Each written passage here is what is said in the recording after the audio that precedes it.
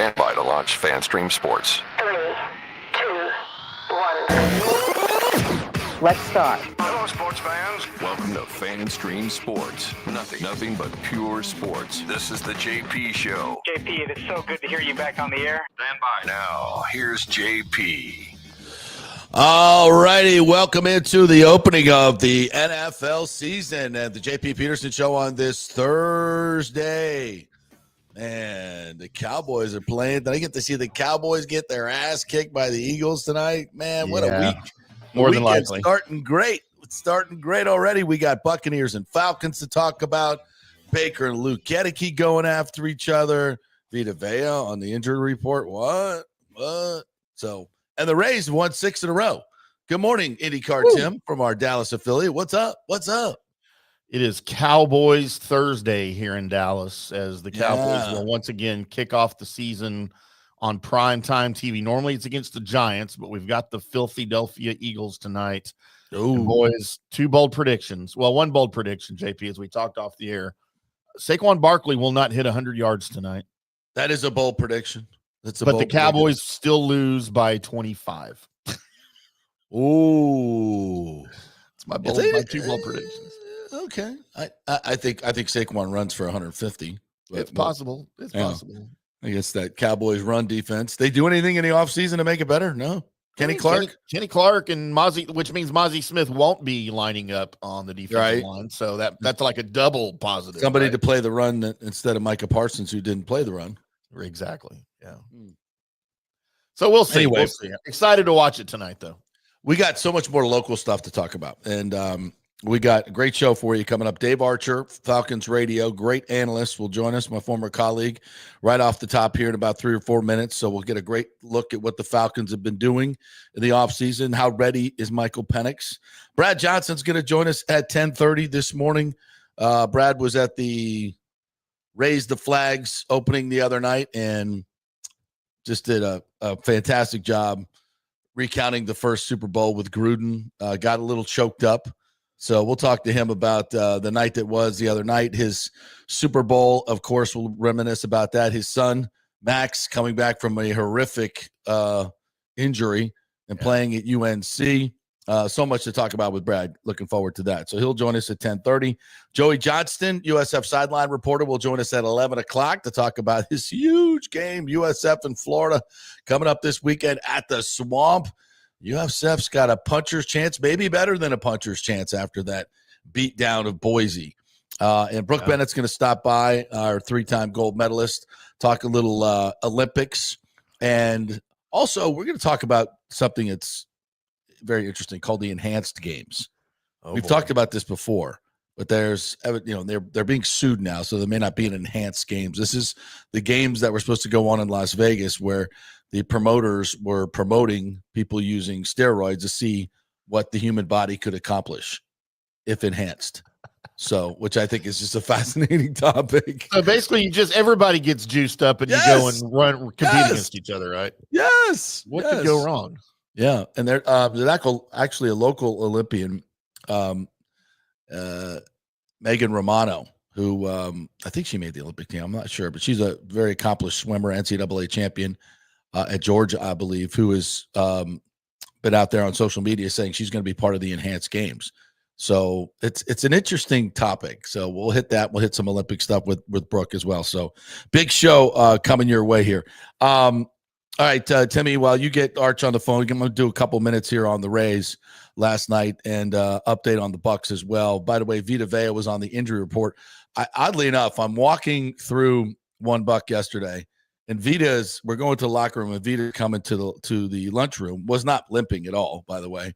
But I was walking next to Jenna Lane, the reporter, who now has a walker because she has a very bad back problem. Yeah. And Vita goes, "Oh, I need that." And we all laughed. Oh. And then we saw him on the injury report. And I actually said to him, I said, "Well, I hope you don't need that. You got to play a game on Sunday." Oh. And so we all laughed. But he did say I could use that walker. I'm like, oh God, that's nice. We all thought he was joking. Like maybe he wasn't. But we don't know his status. And obviously that is going to be a huge, huge deal. And we didn't get a chance. The Bulls didn't mention it at all. oddly enough, because this was before the injury report came out when we talked to Bowles yesterday, but he didn't mention it at all. So they basically said everybody was going to be ready to go. Maybe they're just getting him off his feet. Don't know, but no specifics on that. And Baker and Luke Gedeke had a great exchange yesterday, not face-to-face, but Baker was talking about Luke's contract, and then he also had to slip in. He's the cheapest man I've ever known in my life.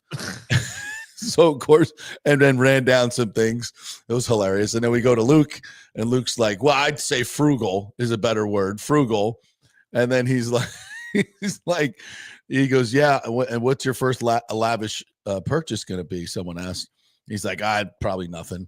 You know, I drive a Ford Fiesta. He said a Fusion. Like, I don't even know how that man gets in that car. And he's like, I've been talking to Teddy Bridgewater about buying his used minivan. He's like, Teddy, what year is that? And Teddy's like, 2018. He's like, perfect. And we're like, minivan? You don't even have kids. He goes, oh, no, that's a misnomer. Yeah, minivans are awesome. Yeah, they kind of are. I won't disagree with that.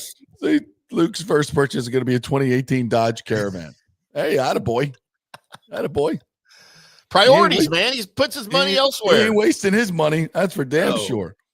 All right, so the Rays last night win 9-4. Their 6th win in a row. They're now 2.5 games out. 2.5 games out of the third wild card. Now, they got the Guardians coming in for 4 this weekend. They're actually behind the Rays. So last night, the Rays get out and go 8 for their first 10. 8 for their first 10. And, of course, Caminero knocks in the first run. He's just been out since the first 2 at-bats in the series. He's 8 for 10 in the series. Obviously, he's hit 40 home runs now up to 101, 102 RBIs. Just insane. What he's carrying his team. Josh Lowe has found his stroke. Mangum last night he hit one the opposite way to knock in a couple runs that couldn't have been more than 50 miles per hour off the bat. Just knocked it through the hole. Just a little. And George Kirby was on the mound. A good pitcher who's just getting lit up. And a couple, maybe 3 or 4 seeing eye singles. Not a lot of hard contact. I mean, Caminero's was, but not for the most part. So he got so disgusted that he just hit Josh Lowe with a pitch. And then Hauser came back a couple innings later and plunked one of their guys. And the warnings were given, and that was that. Which is the way it should be handled, and they did it the right way. The Rays are playing great baseball right now. Fantastic baseball. Can they run down the final wild card? I don't know if they have the consistency. I mean, this is a hot streak, obviously 2 in a row, but the starting pitching hasn't been hot. The offense has been inconsistent.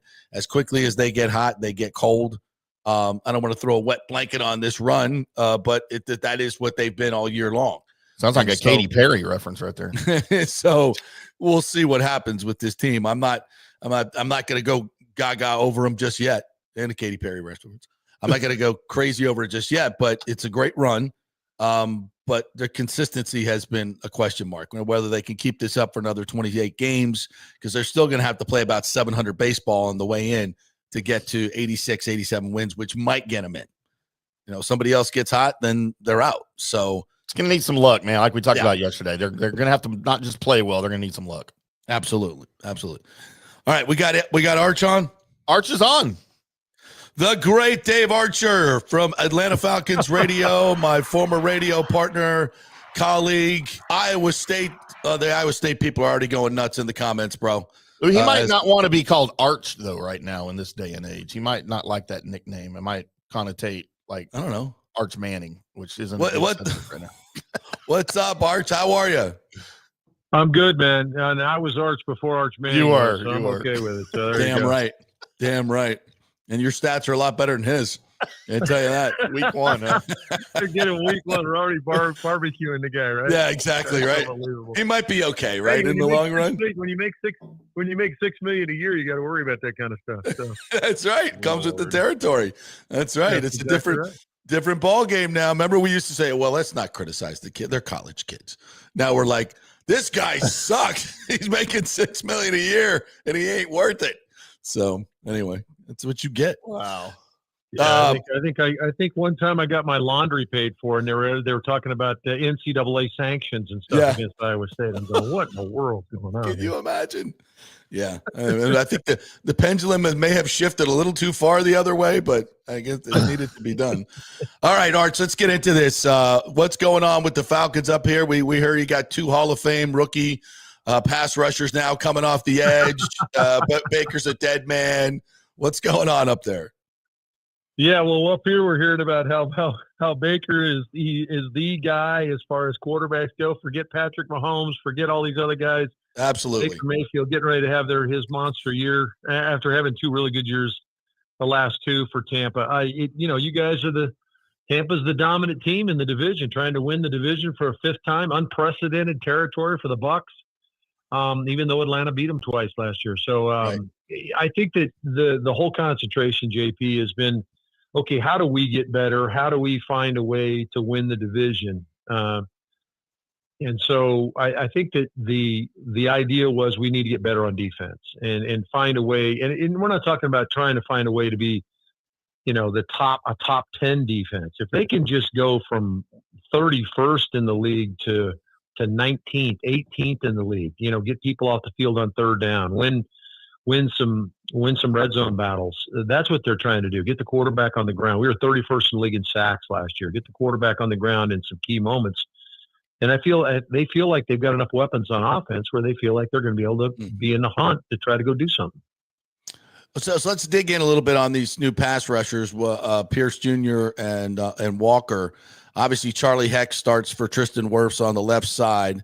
We'll get to Euro line problems here in a second, but that's obviously something that new OC Josh Grizzard is going to have to coach around, help out Charlie Heck. If you're Josh Grizzard and you're looking at this Falcons defense, how worried should you be about these rookies? Are they that good, or just don't worry about it, run your offense? Well, I think that number one, they'll be them. They're going to run their offense. And, the way anytime, and you guys got some guys that can have to passer too. So both teams are going to have to find a way the way you reduce pass rushers is reduce them physically. And these are 2 teams that can do that. Tampa really refound their run game a year ago with those 2 guys, this offensive line coming off the ball, and, Bucky Irving becoming what he's become. Rashad White is an outstanding player. You guys have a 2-headed monster running back just like we do. So I think what you do is you get after people physically. So you got to get after them, reduce them physically in the run game. And then that pass rush isn't quite as quick in the 3rd and 4th quarter when they're trying to rush the passer. I think that's the conventional wisdom. The other piece of that is that you help guys. If Tristan Wirfs isn't going to play, well, obviously Caleb McGarry is out for us. And Elijah Wilkinson, who's played a lot of football in the NFL, but here he is starting in the National Football League. You're gonna use some things to help them out. The tight end comes over there. You get some chip blocks. At some point, those guys are gonna have to stand on their own 2 legs and block. Both. Heck is gonna have to do that for you guys, and certainly Wilkinson's gonna have to do it here in Atlanta. And they're gonna have to be NFL football players and stand up and block. And so at those moments, I'm sure Todd Bowles and Jeff Ulbrich, the 2 defensive guys, the 2 masterminds as far as defense goes, are going to try to manipulate those 2 guys and try to create some problems. But our 2 guys are good players. They haven't done anything at this level yet. So the guy I would be worried about I'd be more worried about Leonard Floyd than I would be about one of these rookie edge rushers. So Floyd's been getting it done, and man, you talk about getting it done at a high level for the last 5 years. He's averaged 8.5, 9 sacks a season. So we've got some guys we can rotate in that they're excited about here. Dave Archer joining us here from Falcons Radio. Let's talk a little bit about Michael Penix, who has not played in the preseason and has played, 3-4 games last year. You've been to Flowery Branch. You've seen all the practices. Well, maybe not all, hopefully. How's he looking? How confident should he be coming into this season?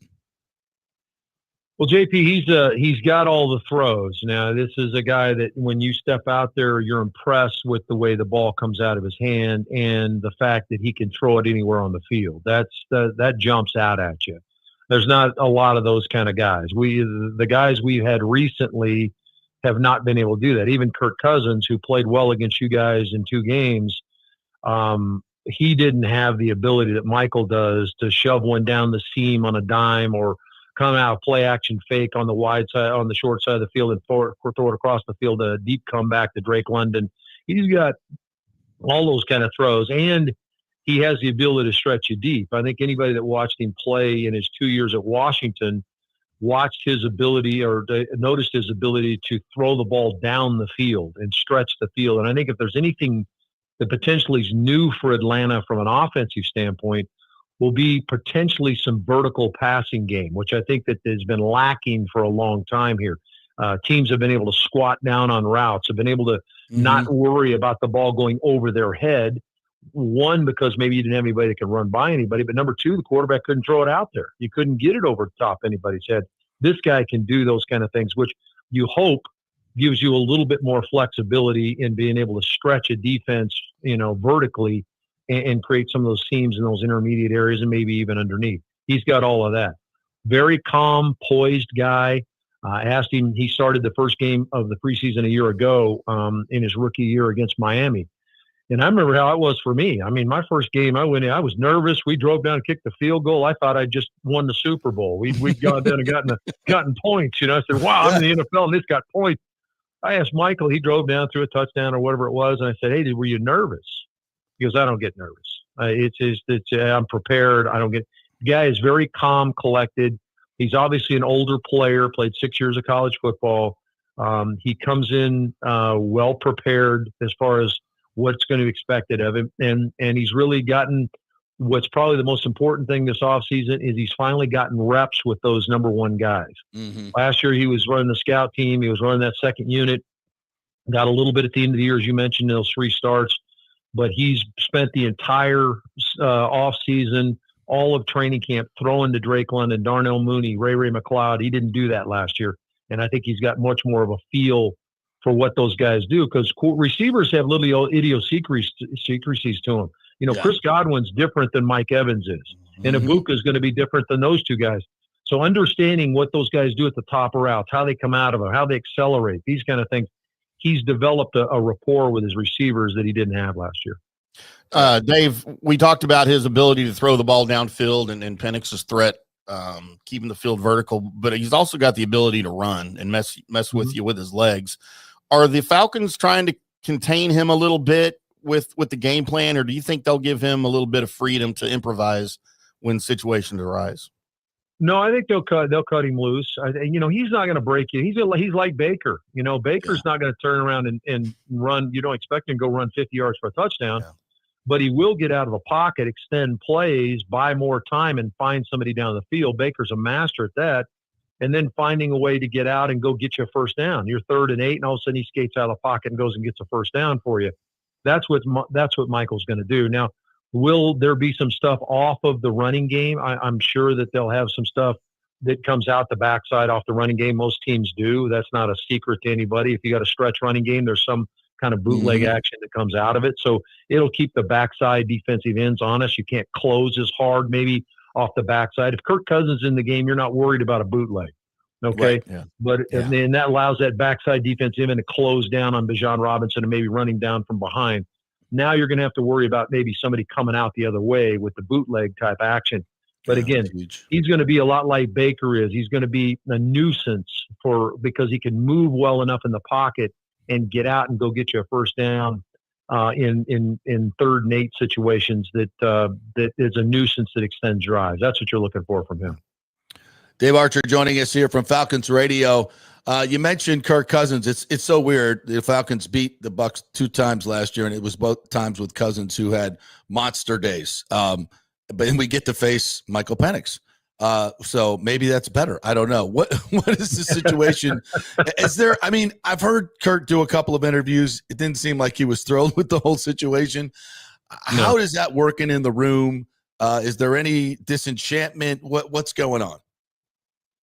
No, I think the dynamic has been good, JP. It's a bad situation for a quarterback that wants to play, right? Yeah. I mean, this guy's a 14-year veteran. He's been to the Pro Bowl 4 times. He's thrown for 4. He's done everything. He hadn't won a Super Bowl and hasn't won in the postseason with any great degree of regularity. But those are the things that are missing off his resume. But when you talk about an NFL quarterback, this guy's had an incredible career, not to mention the guaranteed monies he's been able to make over the last 3 contracts that he's had. But his relationship with Michael Penix is a very unique one. Those 2 guys rode together on road trips down to the airport. in turn, they would ride back with one another and drop each other off at their homes or whatever. And so there was that private time that wasn't meeting room time, that wasn't on the practice field time, or standing on the sidelines after a series when Kirk would come to the sidelines when he was starting, or when Michael started those last 3 games and talking football.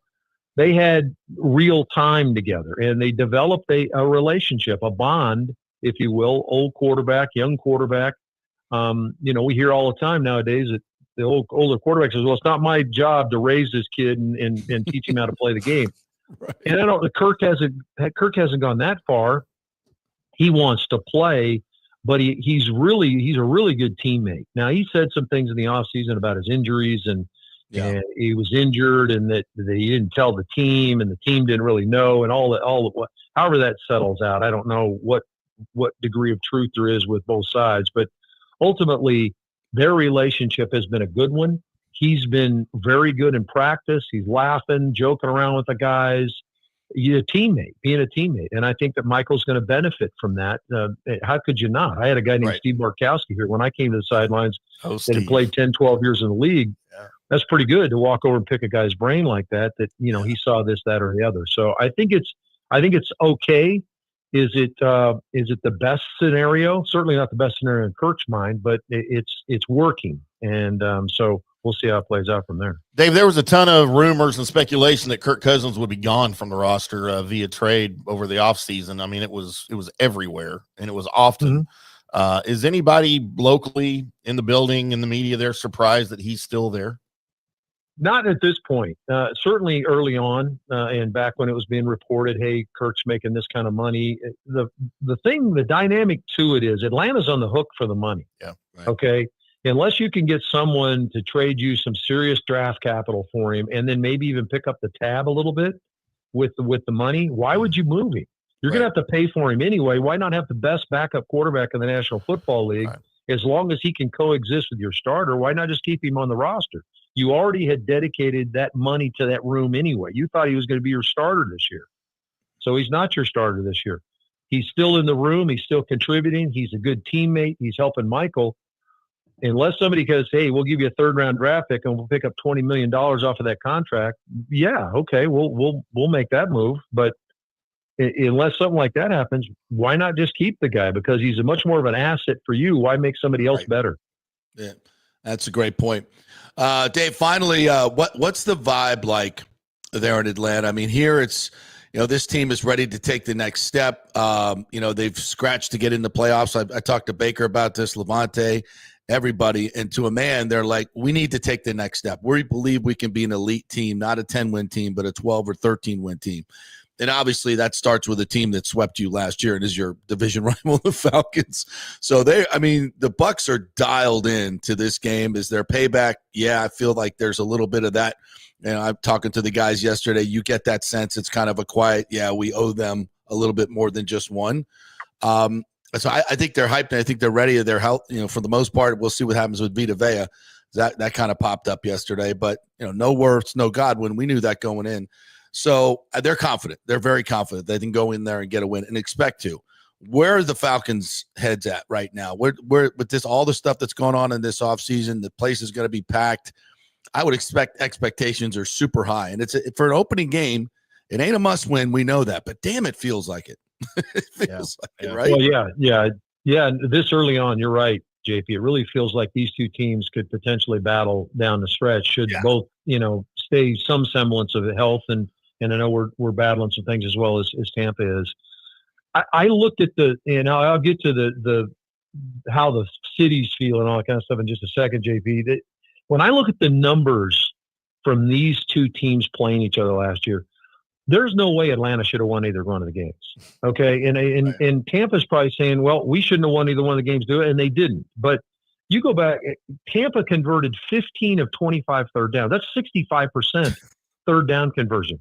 Atlanta ran 81 plays in this game in week 5 a year ago, won in overtime.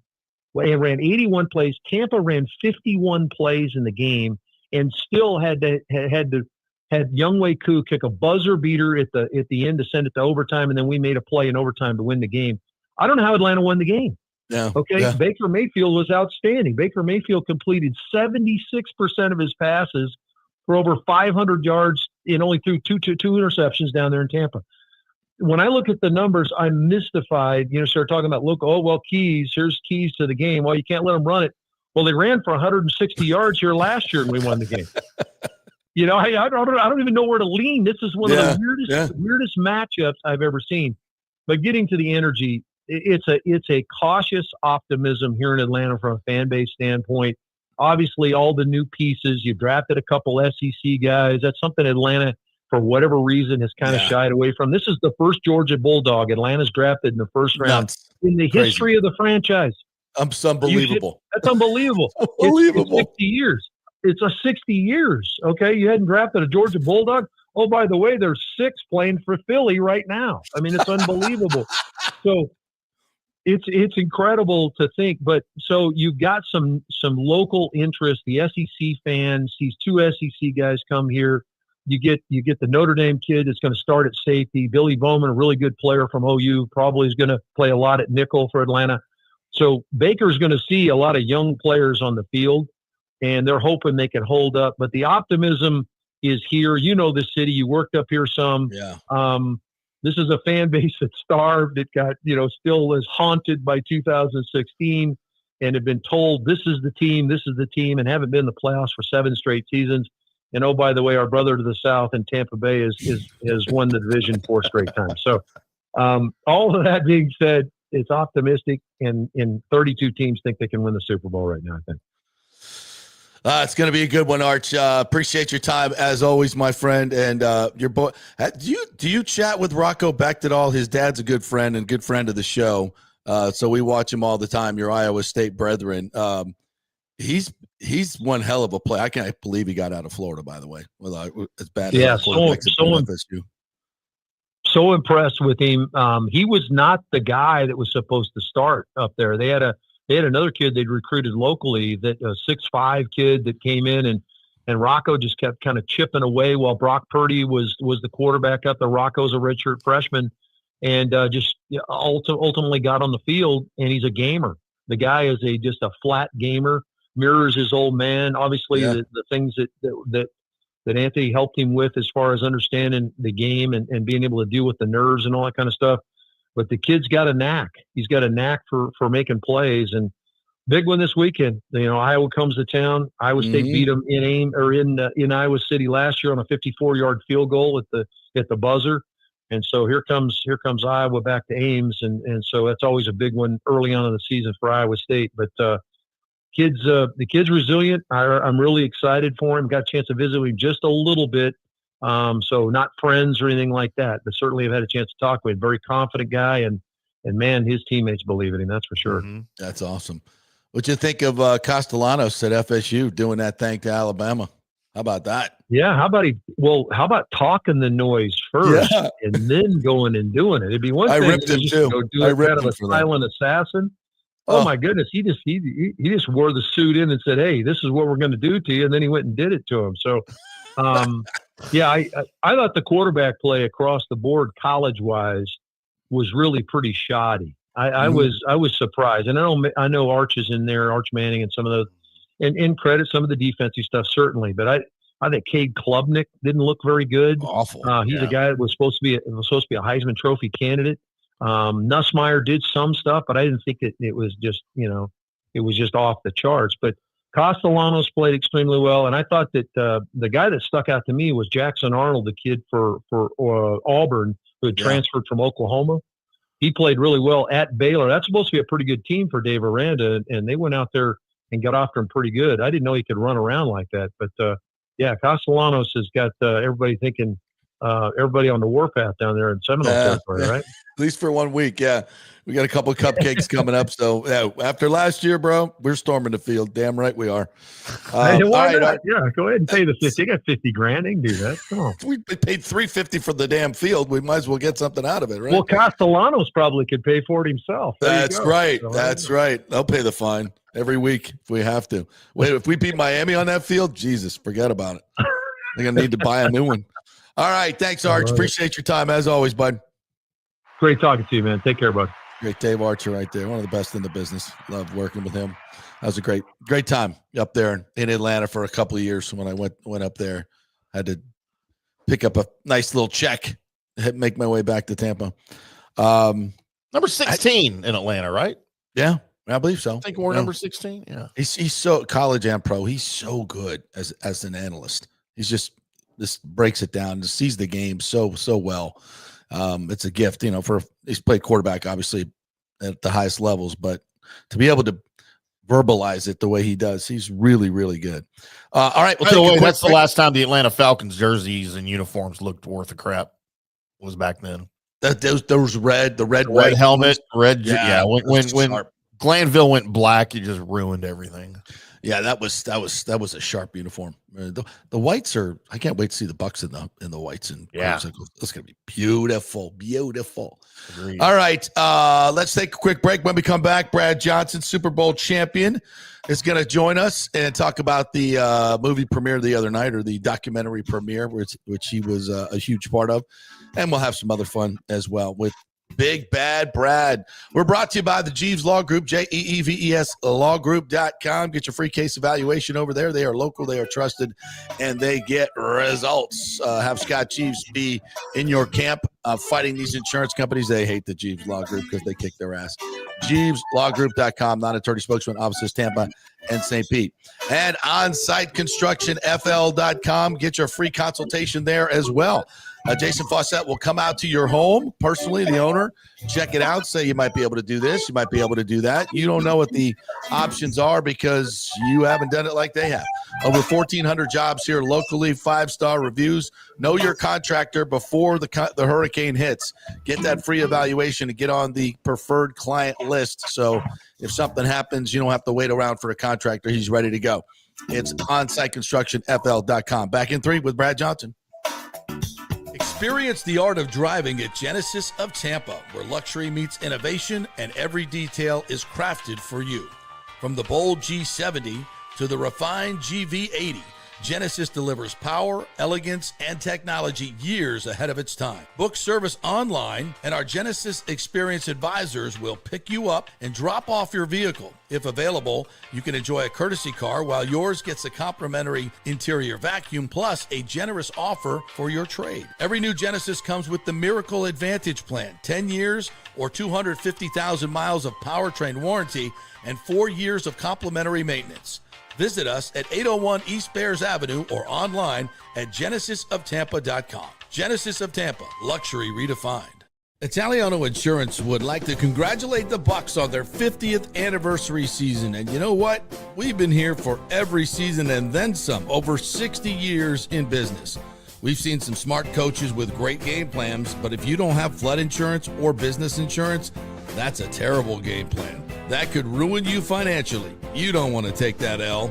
So call 813-877-7799 and let their friendly agents quarterback your insurance and save you big money. Italiano also sponsors our FSU report every week. So go Noles. 813-877-7799 or go to italianoinsurance.com. JP here for Riveters, our new official sports bar and grill of the JP Peterson Show. And just like our show, no BS, no corporate chain feel, just amazing, authentic folks serving great comfort food in a casual atmosphere at unheard of prices. Riveters is located just south of Raymond James and Steinbrenner Field on Dale Mabry, walking distance to the park. So free parking, great place for pregame and postgame. Let's talk about fresh food. Nothing is frozen. Burgers, wings, prime rib, roasted fresh daily, never frozen. That makes a huge difference. The mahi, the salmon, also super fresh. All our sauces are original recipes made in-house. Our Warhawk chili and fully loaded potato soup is made fresh in-house. It's the best food anywhere, served by people who actually care. Riveters on Dale Mabry, just north of 275, just south of where the Bucs and Rays play. We'll see you there. Are you looking to renovate your home, rebuild after the hurricanes, or build your dream home from scratch? Well, let me tell you about my friend Jason Fawcett and On-Site Construction. They have over 1,450 satisfied clients, 25 years of experience, over 500 designs, and a talented team of over 40 construction professionals. They believe building something exceptional begins by truly focusing on all the details, even the smallest ones. We understand that construction can be a daunting process, and we're here to make it as smooth and stress-free as possible. Quality is non-negotiable at on-site construction. We use the finest materials, employ the most skilled tradespeople, and adhere to the highest industry standards to deliver a product we're proud of and that you're going to love. Our project management is meticulous with a focus on completing projects on time and on budget. Your happiness is our primary driver. So give us a call at 813-579-5789 or check out our incredible website at onsiteconstructionfl.com.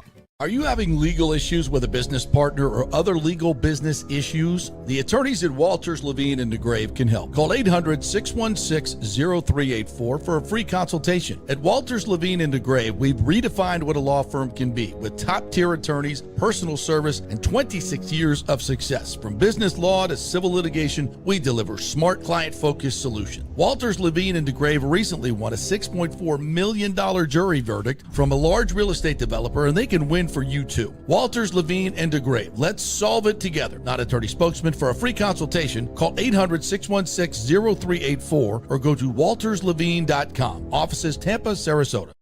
Let's go. Right now, back to the show on FanStream Sports.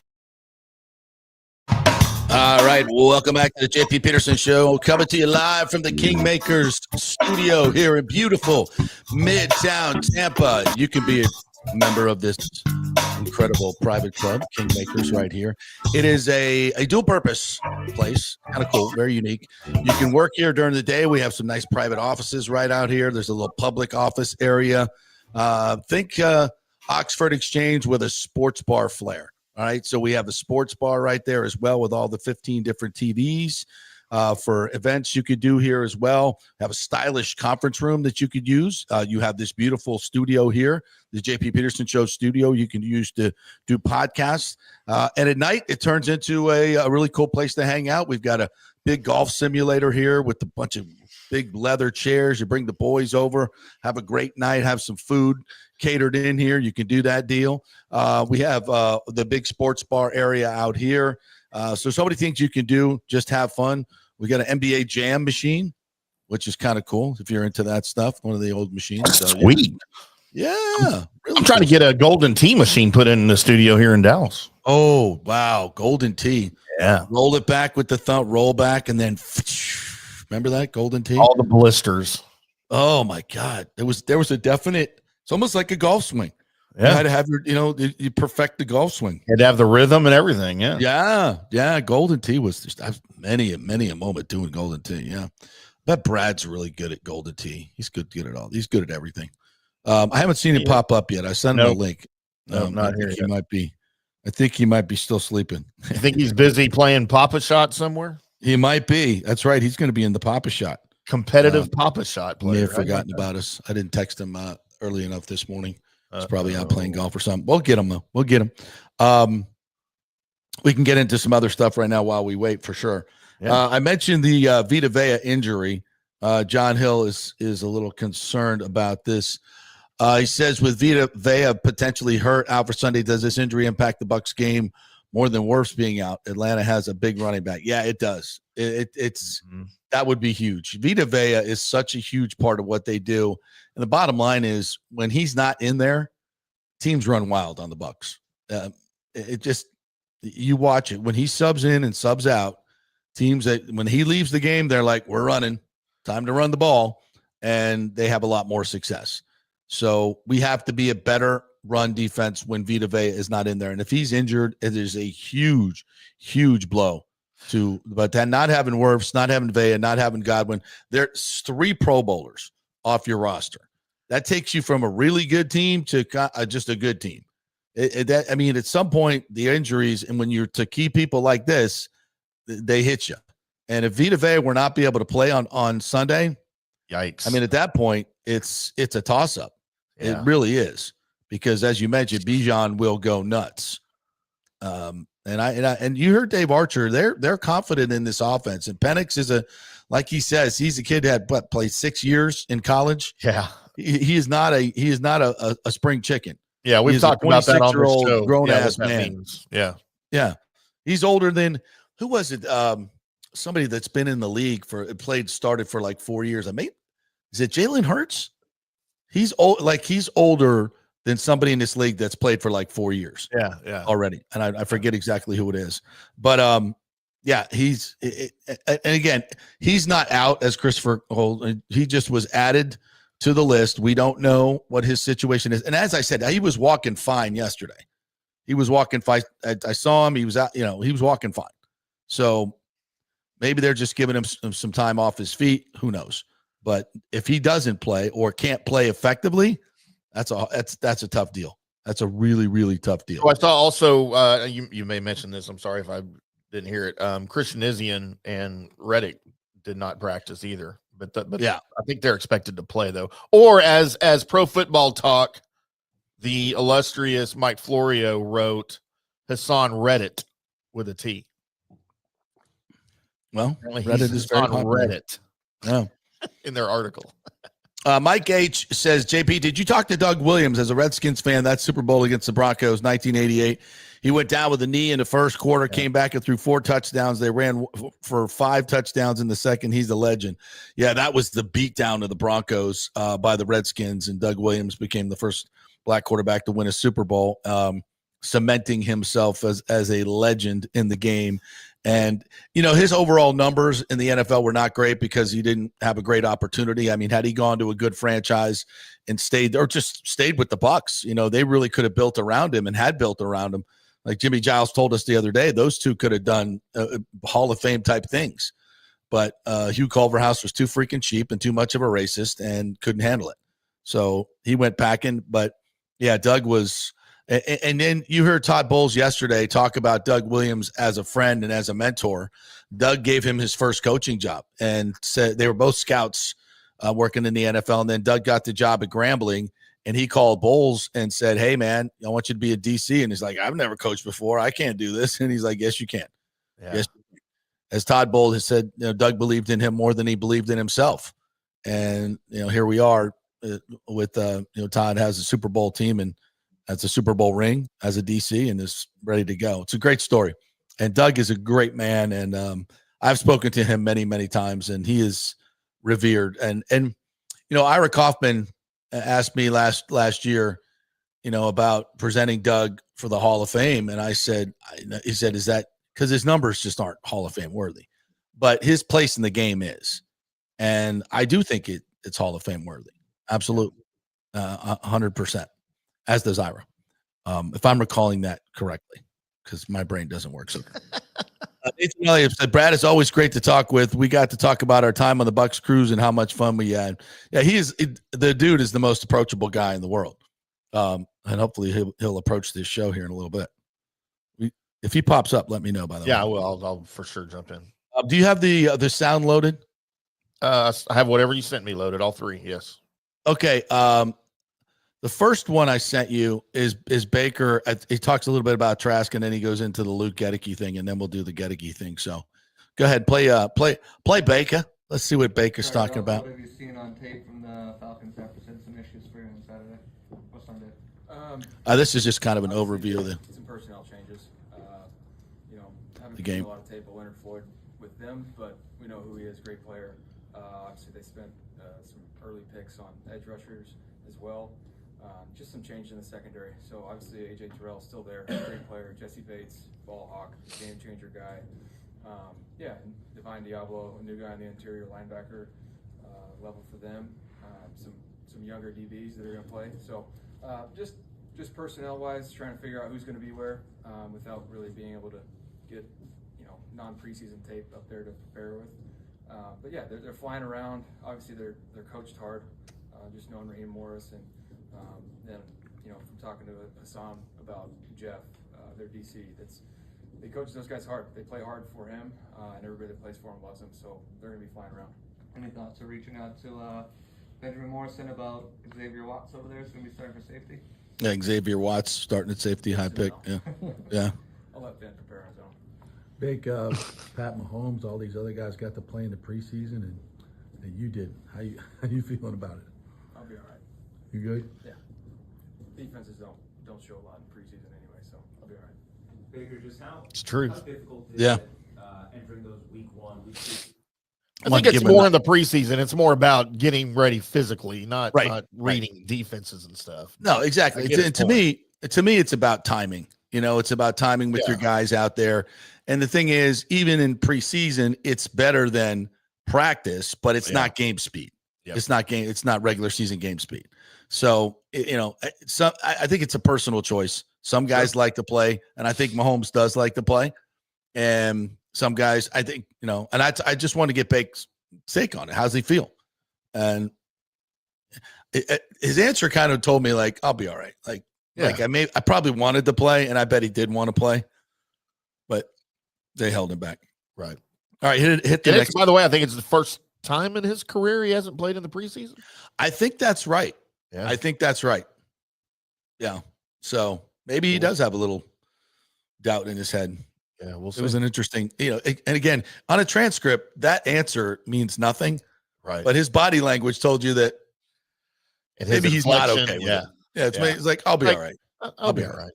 Like I kind of wanted to play, but they said no, but we'll be fine. Because he did play in the Titans and Steelers scrimmages, and those are more, those are more active than the game. They're better than the game. Yeah. So, and they were very happy with what they saw. So there's no reason to put him out there. I get it. I don't have a problem with it. But some players will like to play, and I think Baker's probably one of them. But we'll see. We'll see what happens week 1. All right, give me a little bit more Baker. Give me the next one while we're waiting. Very much. First off, I feel like you need to. That's Gedeke. You got to have the Baker stuff first. Hold on. Yeah. Hold on. Yeah. Unfortunately, the nature of the business, which it stinks. Got close with Kyle. I love Kyle. Yeah, this is it. He's talking about Kyle and the time when I got here. Obviously, he's not here anymore, but wish him the best. And you never know. This is a crazy business. You never know where you can end up. And sometimes, as I know from personal experience, it's a fresh start. When you look around the locker room, right? This is the most talent you've been around since you've been in the pro. Without a doubt. How is Luke so cheap? One more after Rob. How is Luke so cheap? Glad you brought this up. Here we go. He just is. We don't gamble in the building. It's not allowed. But there's a fine system that's over the history of the NFL in the O-line room. It's pretty historic. We have one not so much citizen of the O-line room that doesn't want to participate in it. So some people call it communism, anarchy, whatever you want to say. Luke's he's doing it. Baker, from a personal standpoint. There you go. All right, so now let's play Luke. So we go to the locker room, and Luke obviously has to defend himself. Now, he had told a story previously, Baker did, about Luke had borrowed money to get the windows on his Ford Fusion tinted when he was a rookie. So I don't know who he borrowed it from. It wouldn't have been Baker because he wasn't here. He wasn't there yet. But there's scuttlebutt going around. So anyway, so let's play Luke. And after his initial response, which is hilarious, by the way, I asked him about, the allegations that you have not paid this back. So here we go. This is fun stuff. Cheapest Luke guy on the team? He said, well, one, I'm a frugal guy, but he did make a comment that I've left the fine board, and that's strictly because there's a lot of bias, and I felt shackled to the fine board. There was bias towards me, where I'm racking up these unnecessary fines, whereas other guys are not getting fines. So that's why I staged a coup and I uprose against my fellow linemen, and I'm buying my way off the fine board. Are you a frugal guy in other aspects of your life? Do you shop at TJ Maxx? Oh, yeah. I'm a simple man all around. I mean, I still have a Ford Fusion. A Ford Fusion. That's what we heard. New tint, yes, I did get new tint my rookie year. That was a nice upgrade. Before then, it was like a fishbowl. It got pretty hot in there. There's an allegation that you took out a loan from a teammate for that tint. Is this true? I can't remember. I don't think I took out a loan for it. If I did, I mean, I owe a lot of interest. I don't think I took out a loan for it. But no, I did definitely get tint. But yeah. What does it mean to get this contract underway before the season began, and how grateful are you, considering especially how your career started here and where you progressed? Yeah, I mean, it's been a whirlwind. I mean, first and foremost, thanks to God. I mean, wouldn't be here without him. The front office, owners, the coaching staff, my teammates, I mean, all the staff that makes this place go day in and day out. I mean, they all have a piece to play in this whole ordeal. And I couldn't be more grateful and more thankful to be where I am today and what where I've come from in my life and to where I am now today. It's a surreal moment. I don't think it's truly hit me yet. But I mean, I'm not changing. I mean, I'm the same guy day in and day out. I'm still punching the time card every morning, punching out, and trying to be the best teammate to help Bucs bring a Super Bowl back to Tampa. Your rookie season, you were playing out of position. Yeah, great stuff. Great stuff. And it couldn't happen to a nicer guy. As we said yesterday, he had a rocky start when they put him at left guard, and that wasn't his fault. That was a terrible decision by the offensive line coaches. Terrible decision. And it didn't work out, almost cost him his career. But they stayed patient, moved him back to his right tackle spot, and he has worked his ass off to become a premier right tackle and a very rich man. But it's funny, when you grow up and you don't have a lot of money, you see this a lot in the NFL. Even though guys get paid, their mindset does not change. Like, they're as cheap as they've ever been. It doesn't matter that he just got a check probably for $50 million. Or whatever the guaranteed bonus still was. Going to TJ Maxx. He's still going to TJ, and he literally was talking to Teddy Bridgewater about buying his 2018 Dodge Caravan as his upgrade. By the way, they made the Ford Fusion from 2006 to 2020. So I don't know what year he has, but clearly it's probably rolled 100,000 miles. He still has it. I can't believe that. That is amazing. Like, we got to get him into a Genesis GV80 without question. He's not going to know what to do with that. I don't think it's too nice a car for him. It's probably it's too, and it's not even expensive, but for him, it's probably, he's looking at 2018 minivans. I'll see if I can find the video of him like actually talking about it. Brad just texted me back. So, all right, let's hit a break. Let's see if we can sort this out from a time standpoint, or maybe we'll get him on a different day because we got Joey Johnston and Brooke Bennett coming in. So we'll take a quick break. We'll come back on the other side, and we may have Brad, we may have Joey, we may have everybody. We'll see. It's a surprise. Quick break. Stay with us.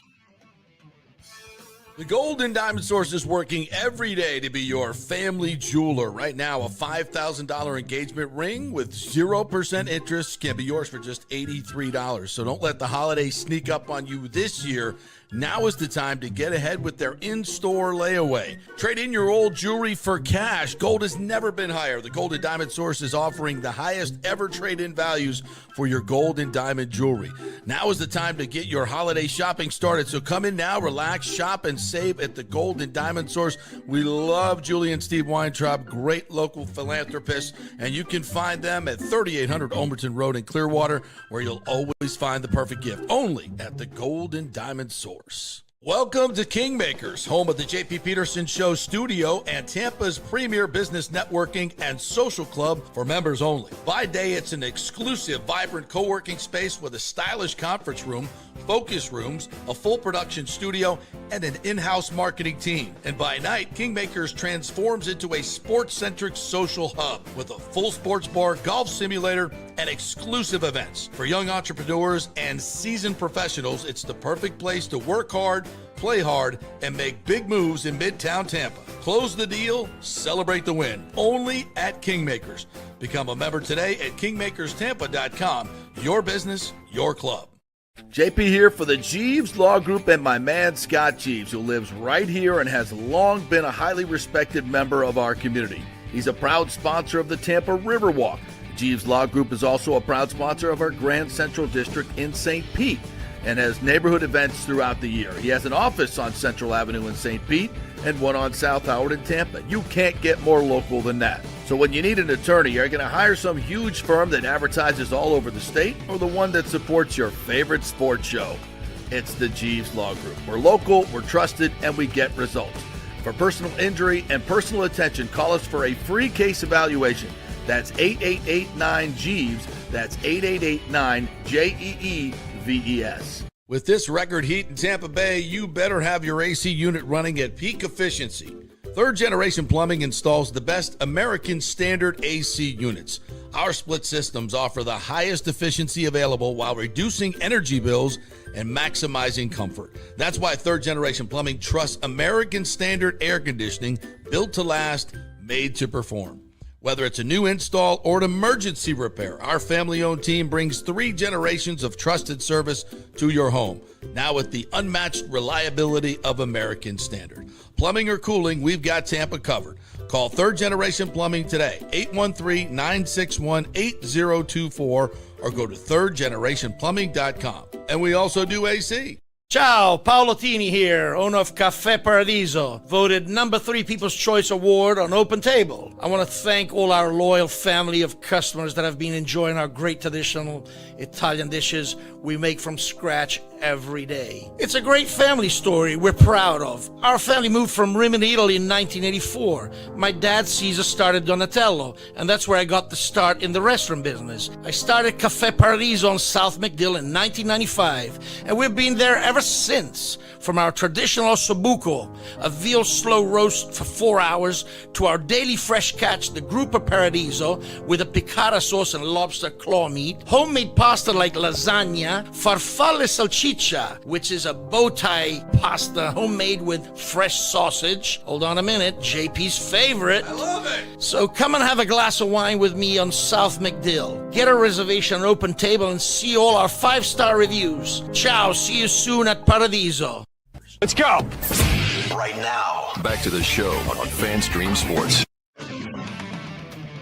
All right, welcome back to the JP Peterson Show, brought to you by Genesis of Tampa. We were just talking about that great GV80, the GV7, or the G70. The beautiful coupes that they have there are absolutely a gas to drive. It's a gas. My dad used to say it all the time. That's a gas.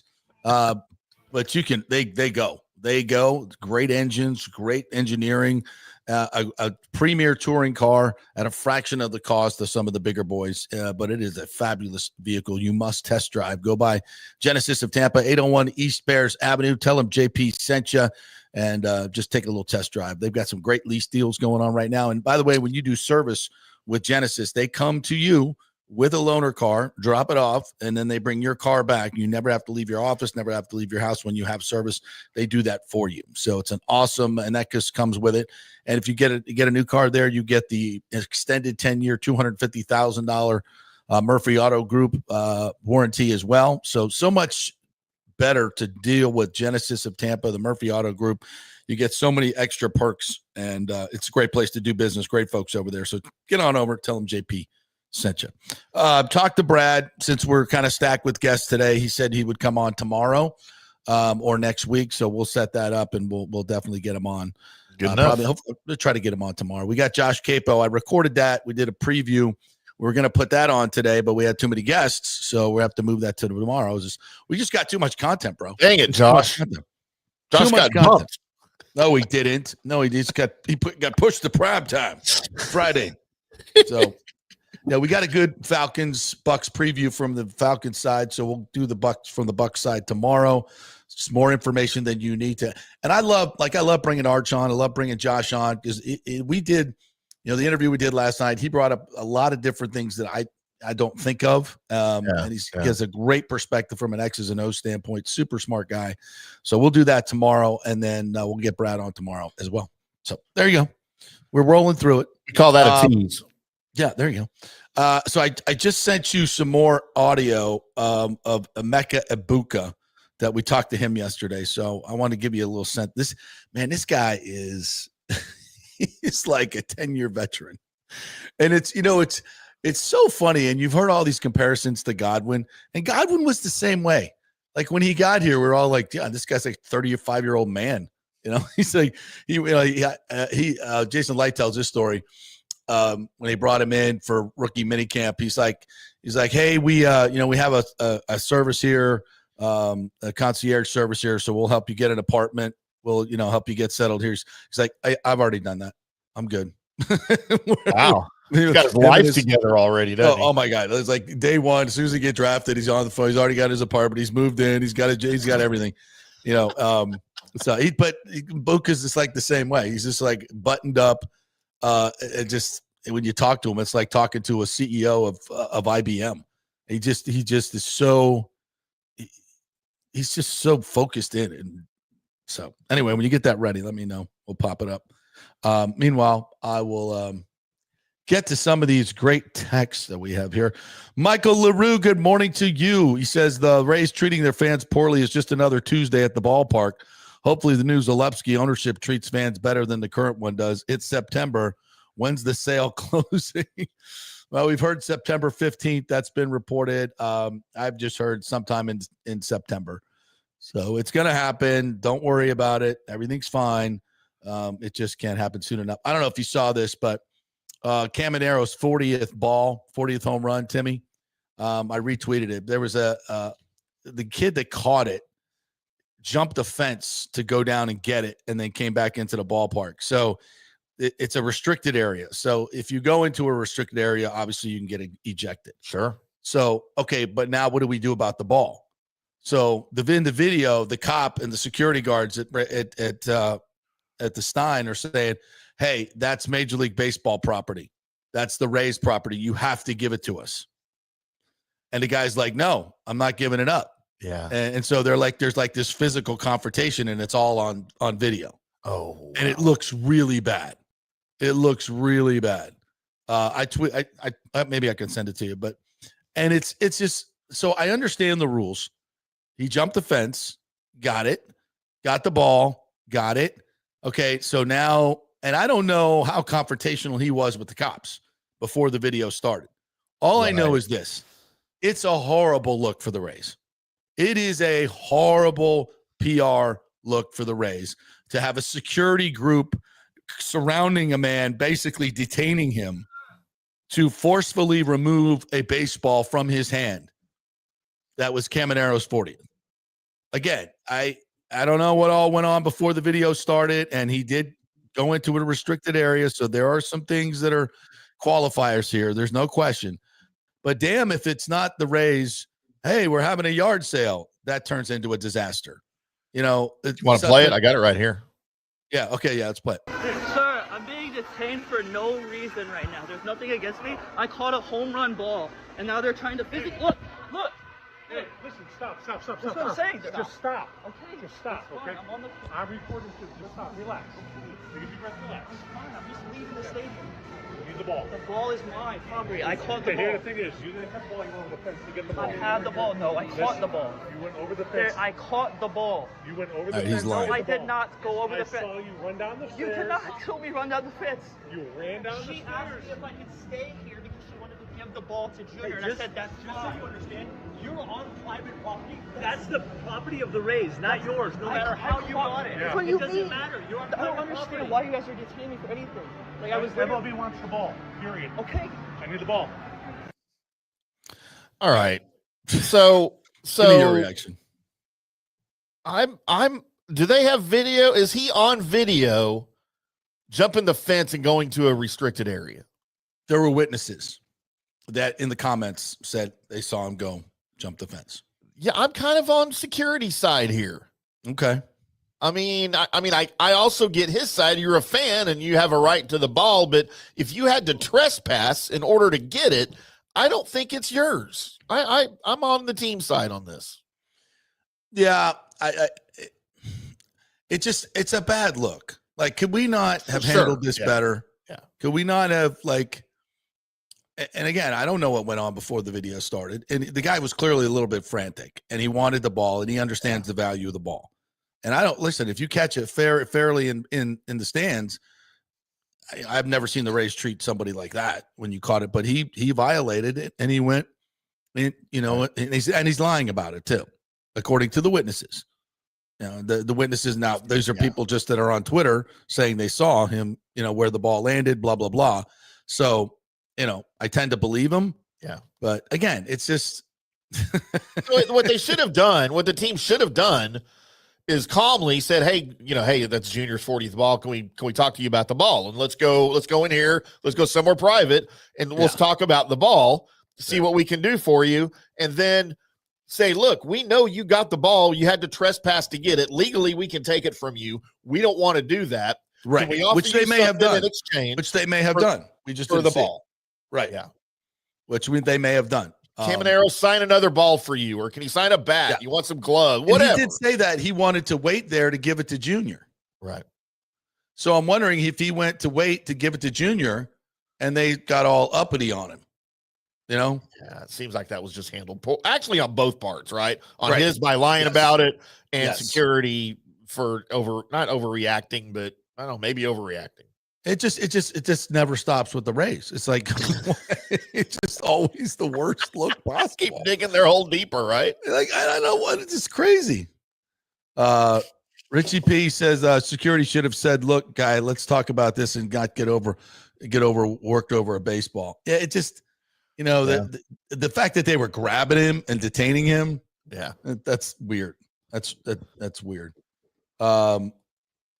Christopher Cole says the Rays are a joke. Thank you for that input. Mario Christian said, Red Zone at ESPN, in my opinion, should have never merged. Commercials will ruin the viewership of the content on Sundays. So you hear this? Red Zone is going to have commercials. Okay, well, now look, I'm as upset about everybody as this, but this is not ESPN. ESPN only has 10% this season. This is not, the commercials are not done by ESPN right now. This is the NFL that is putting commercials in Red Zone. ESPN doesn't have the power to do that this season. This is all NFL driven. And I think is what the NFL is trying to do is get as much revenue out of that puppy as they can. In the last year, they've got the rights to it. And here's the other part about it. And I texted with some folks at Channel 8. Remember, I was bitching about the picture-in-picture while they were almost scored a touchdown. Well, that was an error in terms of timing, but they told me that the NFL is pushing these local broadcasts to start doing picture-in-picture in the preseason. Why? So they can bring it in to the regular season. Sure. And I am, we need to start a fan group that has some real chops, on social media. FanStream Sports is a great place to do it, where we have to have a voice against the over commercialization of sports. It's just it's really intruded on college football. College football, I don't know the exact numbers. I got to get them, but every break is over 3 minutes, 3 minutes and 15 seconds. And actually it's probably 3:30 in terms of action, because when the guy comes on the field with the stick, the timing stick with the 20-yard line, it says 3:15. And I'm pretty sure they've added an extra break every quarter. Sure. So college football games take forever. And if you're sitting in one, like I was at Doe Campbell Stadium, thankfully undercover, but if you're sitting out in 95-degree heat in the sun and you got to wait through these insufferable commercial breaks, it's brutal. And it really affects the momentum of the game. Big time. You gotta, and I saw it this week. You got FSU and this crowd's going bananas, and you got great momentum, and you get to a break that's 3 minutes and 30 seconds long. It just takes it resets the entire mood of the stadium. And, it really takes away a home field advantage in a big way. So I'm not up for this over commercialization of sports. It's getting ridiculous. And the problem is it's all about money. That's literally all it's about. And commercials are necessary. We run commercials on the network, obviously, because they pay us money. There's nothing inherently wrong with that. It's business, right? I mean, as much as we're entertainment, we're a business at the same time, and we have to have revenue to survive. But there are places for that, and I think that when you oversaturate your program, whether it's radio, TV, podcast, whatever, with ads, people will lose interest very quickly. So it's a balance that's there, and you have to stay under the line of overdoing it. And once you get to that point and you cross that line, there's no coming back. Yeah, I agree. And to this point, and I think David is spot on. David Terry here. Why the hell did the NFL decide to play a division game in friggin' Brazil for the first game? What the hell are we doing here? And if I'm Patrick Mahomes, they have to play. I have to, but they play every Thursday, Sunday night, Friday, Christmas, like every bullshit time slot that the NFL comes up with. They got to put their premier teams in it. Those guys rarely play 1 o'clock games. And I just think there needs to be a better mix. And I get it. You know, you want to have the stars, but people have access to the games that they want to see, right? I just don't know why we have to be force-fed on these primetime windows, the same teams all the time. And to go this whole Brazil thing, I mean, I get it, but at some point, does the money grab just from a fan standpoint, just say enough is enough? I mean, if the NFL is like, yeah, well, it's not hurting us. Our ratings have never been better. You know, they've never been bigger. So we can bitch about it all we want, but at some point, it gets really cumbersome to watch. Out of really 17 games this season, the Chiefs play 4 early contests: Tennessee, Chargers, Colts, and Raiders. Games that nobody's going to watch anyway. Rick said that dude with the baseball was probably the same douchebag that parked in the handicap spot at Panera that JP harassed a few months ago. Stupid kids with their social media BS. Yeah, I kind of get that feeling. You know, I want to rip the Rays bad for this, but he kind of comes off a little douchey too, like he's trying to set the whole thing up. Yes, like he was. You know, yeah, that's true. Christopher Cole amends his statement, said, let me say it differently. Rays ownership is a joke. Yes, the current one is. Absolutely. All right. Do you have the Mecca loaded up? Maybe. Yep, that'd be it. I'll make sure. They roll it a couple seconds in. Mecca Abuka now going for number 9 to number 2, his Ohio State number. Hope you didn't go buy those 9 jerseys. They get free replacement though. Do they? Great. Okay. Yeah. You know, I feel like Bucs we're did that. establishing good connection as an entire offensive unit. We put in a lot of hard work to get to this point, and now the season's upon us. So we got to trust in all the work that we put in and just let it rip on Sunday. You've clearly played in a lot of big games. How do you think you're going to be feeling in the locker room right before this one? Probably the same. There's never been a football game that I wasn't nervous for. So I just think that means you care a lot, which I do. So I'm really excited to get out there Sunday.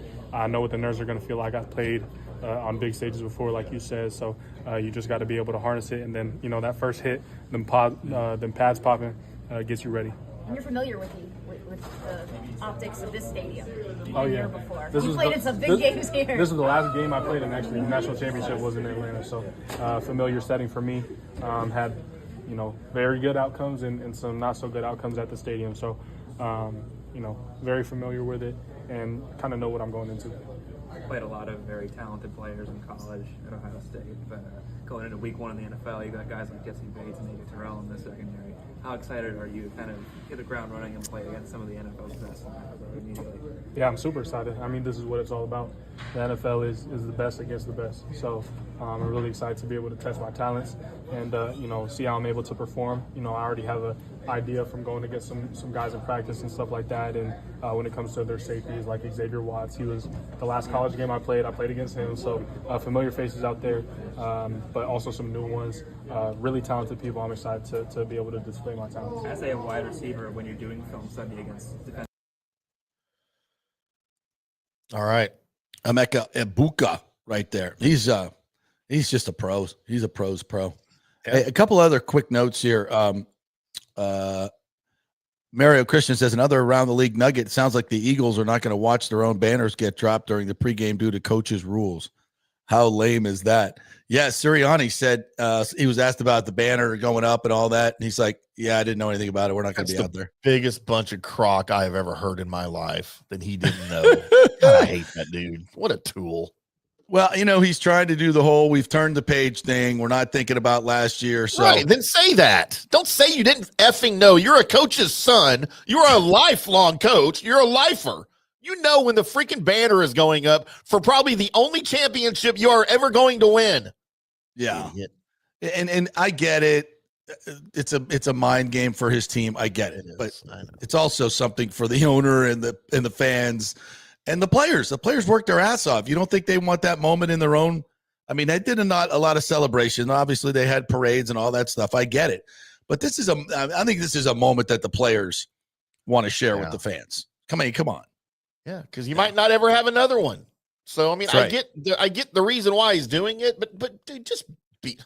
Nick Sirianni has maybe the most punchable face in all of the NFL. Swear to God. Swear to God. All right, on that note, let's welcome in our USF sideline reporter who does not have a punchable face. He is the adorable and handsome Joey Johnston, who's going to join us every week at this time to talk about USF football. And dadgummit, we got something to talk about, Joey. Finally we do.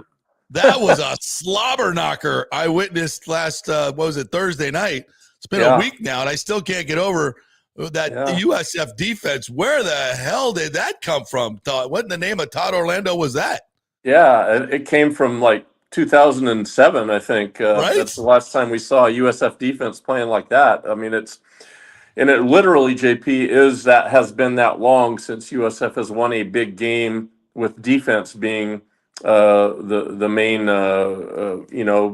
component. Driver, I mean, USF has been a team that's outscored people and had great dazzling quarterback play and all that. But man, getting down and dirty and shutting somebody down like that, it's been a long time in coming. So man, if the defense can play like that, that changes the template for this season. So we'll have to see if it's more than a one-game anomaly or something we're going to see every week.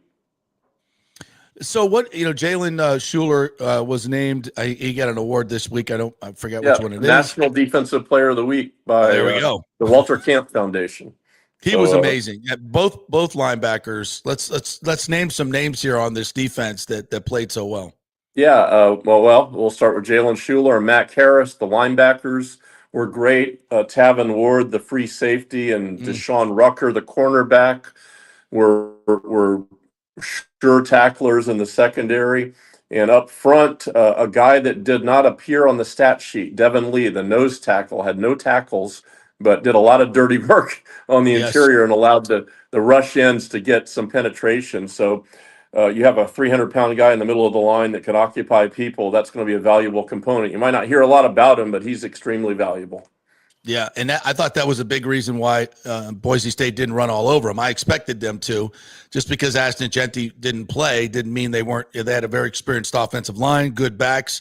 They've had a lot of good backs at Boise State, and they've all run well, but they didn't this game. That was surprising to me, and Devin Lee gets the credit, and the linebackers, everybody gets the credit, and the turnovers, they forced 3 turnovers, and they were all forced turnovers. They weren't the unforced variety. So physicality really surprised me. Yeah, turnovers of aggression, and conversely, the Bulls had 0 turnovers, so a +3 in the turnover, and that, as you know, that predicts victories almost as accurately as any other statistic that we have. So if the Bulls can be that kind of team. Another thing, I don't know if a lot of people know this, but Byron Brown has now gone 206 straight attempts without an interception, dating back to 2023. So, and he's about to break Marquell Blackwell's program record if he has another 30-pass game against Florida, let's say, and doesn't throw a pick. He's going to have the program record. So the Bulls' ability to hold the ball and not give it to the other team as another good factor of their success. So, everything's came up roses for the most part. Not perfect, I will say this. I mean, the Bulls have got to run the ball and did not do a good job of that against Boise State. That's got to improve because they've got a veteran offensive line and some decent backs, although many of them are new. But that's something I'll be looking at really closely in Gainesville. Can USF move the chains by running the ball? If they can't, I think that's a problem. So they've got to pick that area of the game up this week. Joey Johnston joining us here, USF Bulls sideline reporter, longtime Tampa Tribune writer. You mentioned Byron Brown and his running ability. Obviously, it's not what you're talking about is the running backs, the running game. His running ability is just a totally different deal. Yeah. And I had forgotten how hard he is to bring down. And the best run of his night was the one that was called back for holding. He broke, I think, 5 tackles and ran away from some guys.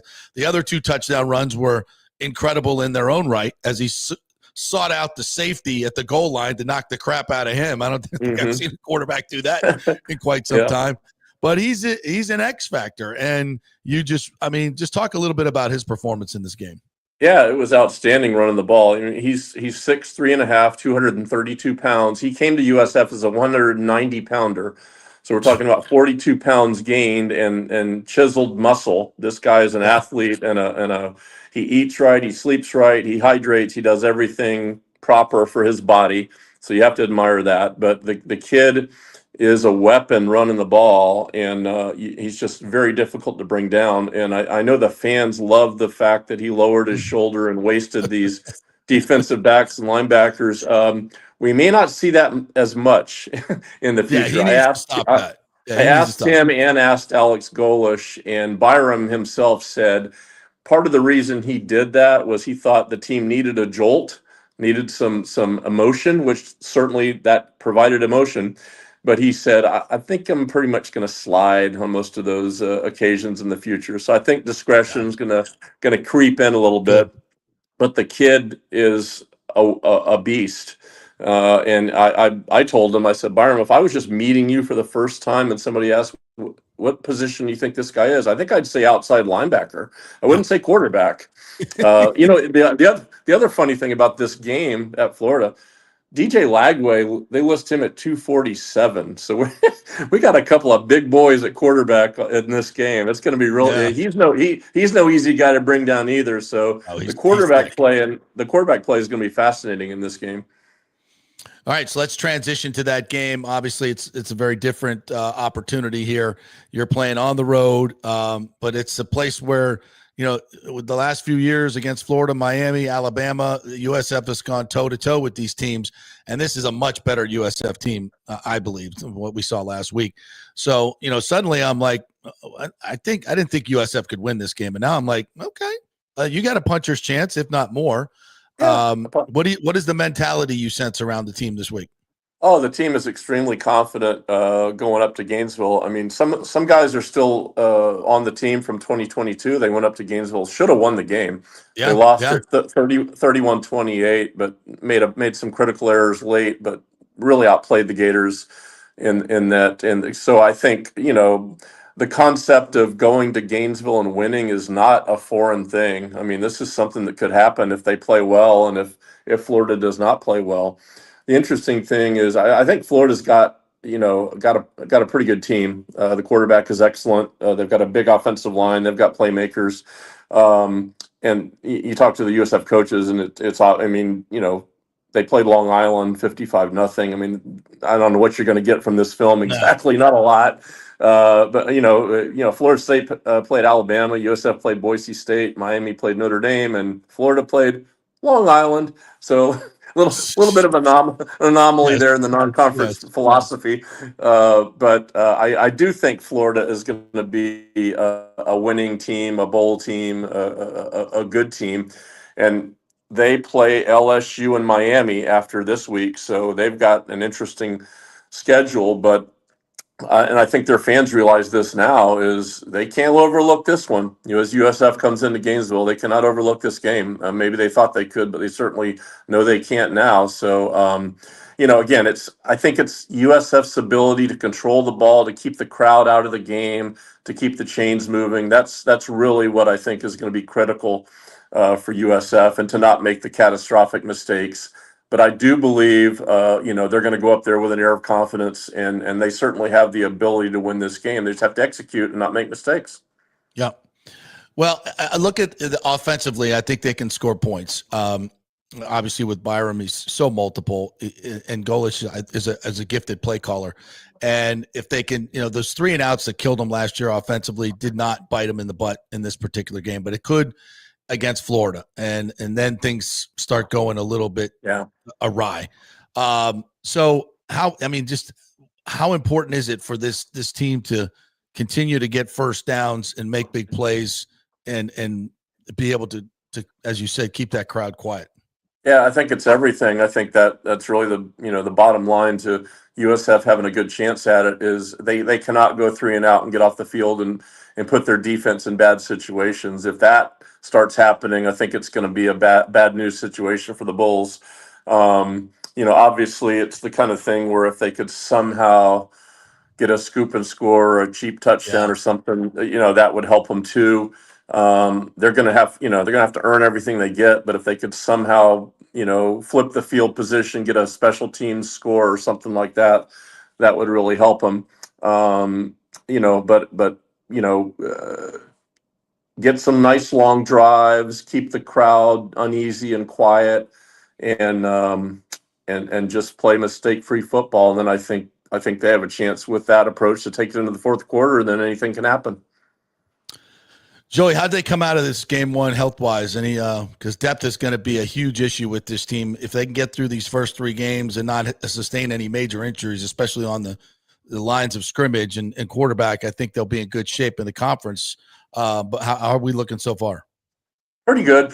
We have the biggest injury is one that occurred before the first game. Derek Bowman, who was one of their starting offensive tackles, is out. He will probably be out for a few more weeks.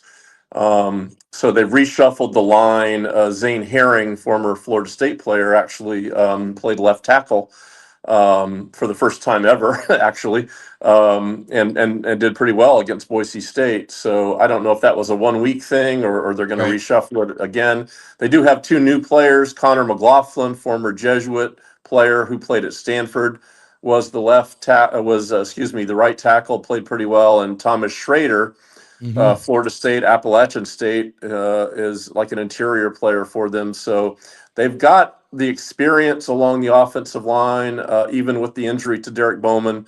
But again, they're talking about a very athletic and large line for the Gators. So it's a little bit of a higher level of competition, and the running game didn't work well. The offensive line wasn't great last week, so they've got to up that. They can't have Byram getting sacked, and they've got to be able to get some running game. So if the Gators can get penetration and stymie the Bulls and put them in 3rd and longs, again, that's not a good situation either. Yeah. All right, this is going to be a fun one. What's kind of the mood around there right now, and going up to Gainesville? What are the plans? It's kind of a weird start time, right? 4:30. Yeah, actually it's 4:15. Believe it or not, that's a very strange start time, I guess, for television. Well, first of all, from my standpoint, being the sideline reporter, the weather, I'm sure it will be very hot. I don't know if it's going to rain or not. We just hope for no delays, no lightning or anything like that. But we expect it to be rather hot. But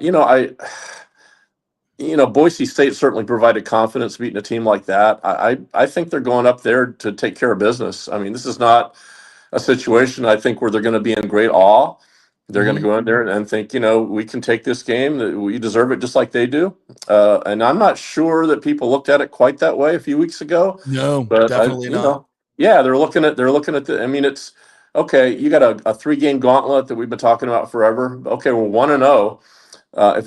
If the Bulls can get Florida or Miami and come out of it 2-1, or for God's sakes 3-0, I don't know if I can imagine that. But if they did, oh my Lord, what are we talking about here? They're going to the playoff. JP, absolutely. I think if they could do that, I don't think they can. But if they could sweep and go 3-0, they are the favorite to get in the playoff for sure. 2-1 will do it. If they go 2-1. And win 11 games in conference. I think what it would come down to, I think, would be a championship game against Tulane in the American, who they don't play in the regular season, but Tulane really handily beat Northwestern. They're playing Ole Miss, they're playing Duke, so Tulane has a chance to get some good victories. So that could be the collision course, and we could have a big time American Conference championship game between. That'd be a playing game if they go 2-1. Yeah. Hell yeah. I think so. There's not going to be another group of 5 team with that would be 2 top 25 in Miami or Florida. Florida's 13. Miami's 6 or 7. I mean, either one of those is going to be a top 15 win. No group of 5 is going to have that. No way. No, you're right. And USF's American schedule is pretty manageable. I mean, there is a trip to Memphis, there is a trip to Navy, but they can get through this. Listen, if you're blowing out Boise State, you beat Florida or Miami, I'm not worried about going to Memphis. No. I mean, you should be. No. They haven't won a conference, and there are no givens at all. Yeah. The tricky one will be at Navy because of the way they play. And that's late in the season, November. Maybe there's some weather. I don't know, but that could shape up as the huge game. But it would be great for that American Conference if we get let's say an 11-1 USF team against an 11-1 or maybe even 12-0 Tulane team. Wow, that would be sensational. And again, yeah, that would be a college football playoff play-in game. So we can dream about it at this point, but I guess we could also imagine it if USF can take care of the Gators. This thing could be, we might be on a collision course with something special here. All right, Joey, pack your hydration and your neck fan and all that good stuff, and have a great weekend in Gainesville. Bring us back a dub. Yeah, and I got to say, man, I just watched it on television. What about the Seminoles? Good grief. Oh, dude, it was unbelievable. What a win for the Noles, man. I was there. It was like Doak Campbell in the 90s, man. It was, yeah. Bert Kreischer got up on the big screen and was like, this is the house that Bobby built. And everybody went bananas. He did the whole wrestling thing. Oh, it was great. College football is terrific when Florida State, Miami, and Florida are good. So I love to see it, and USF for that matter. But it's USF, great to see the state of Florida getting off to a big start. So that I think the industry is much better when those teams are good. Oh, heck yeah. Yeah, especially my job and your job. Yes, definitely much better. All right, Joey, thank you, man. Appreciate it. Have a good trip. We'll talk to you next week. JP. Talk to you. All right, bye-bye. Cannot wait. Got a weekend of college football and pro football. Just not gonna leave the house. Nothing but great stuff. We got football tonight. We got football tomorrow night. If you have YouTube, we've got Saturday college. We've got Sunday NFL. We've got Monday NFL. Yeah, JP, I might not leave the house. You shouldn't. All right, quick break. When we come back, Brooke Bennett's going to join us, 3-time gold medalist. We'll talk some Olympics, some enhanced games, probably some bucs, Rays, whatever we want to talk about. She covers it all, or has in her illustrious career, so we'll chat with her. We're brought to you by the great folks at Third Generation Plumbing and American Standard Air Conditioning. The two of them will combine to give you a perfect installation of a new unit that is the most reliable, the most efficient, and the best, and that's American Standard. They are the American Standard in air conditioning units, and Third Generation Plumbing is the best in terms of service and install. So go to their website, thirdgenerationplumbing.com. Talk to my man, John Rodriguez, the owner there, and get your install set up. They'll give you a free 1-year maintenance agreement as well with a new install. If you mention the JP Peterson Show, $100 value. So do that, thirdgenerationplumbing.com. Back in 3. JP here for Riveters, the official sports bar and grill of the JP Peterson Show. We're located just south of Ray J and Steinbrenner Field, so it's a great pre- and post-game spot, and the happy hour is amazing. Monday through Friday, 3 to 7. Check out these specials. $3 Bud Light drafts, $4 domestic bottles, $5 wells, $6 premium wells, $6 cocktails like margaritas. That's unheard of. And the Riveters food is freshly made daily. No freezers. Happy hour food specials include $3.50 tacos and barbecue sliders. $6 you get edamame or chips with the beer cheese, which is amazing. $8 buffalo chicken dip, my favorite. The truffle fries, chili cheese fries, also $8 at happy hour, as well as other specials throughout the week, including Taco Tuesdays, you get $3 tacos, and Wing Wednesdays, 7 o'clock to 1 a.m. in the morning, you get our amazing wings, 5 for $5 and $5 wells and wines. That's a good Wednesday night.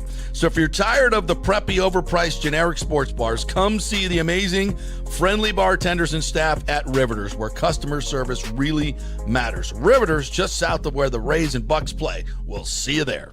Experience the art of driving at Genesis of Tampa, where luxury meets innovation and every detail is crafted for you.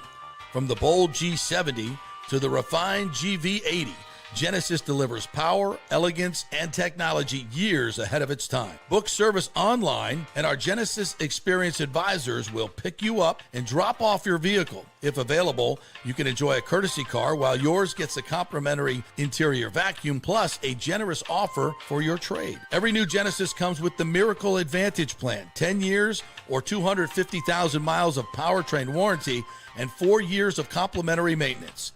Visit us at 801 East Bears Avenue or online at genesisoftampa.com. Genesis of Tampa, luxury redefined. Italiano Insurance would like to congratulate the Bucs on their 50th anniversary season. And you know what? We've been here for every season and then some, over 60 years in business. We've seen some smart coaches with great game plans, but if you don't have flood insurance or business insurance, that's a terrible game plan. That could ruin you financially. You don't want to take that L.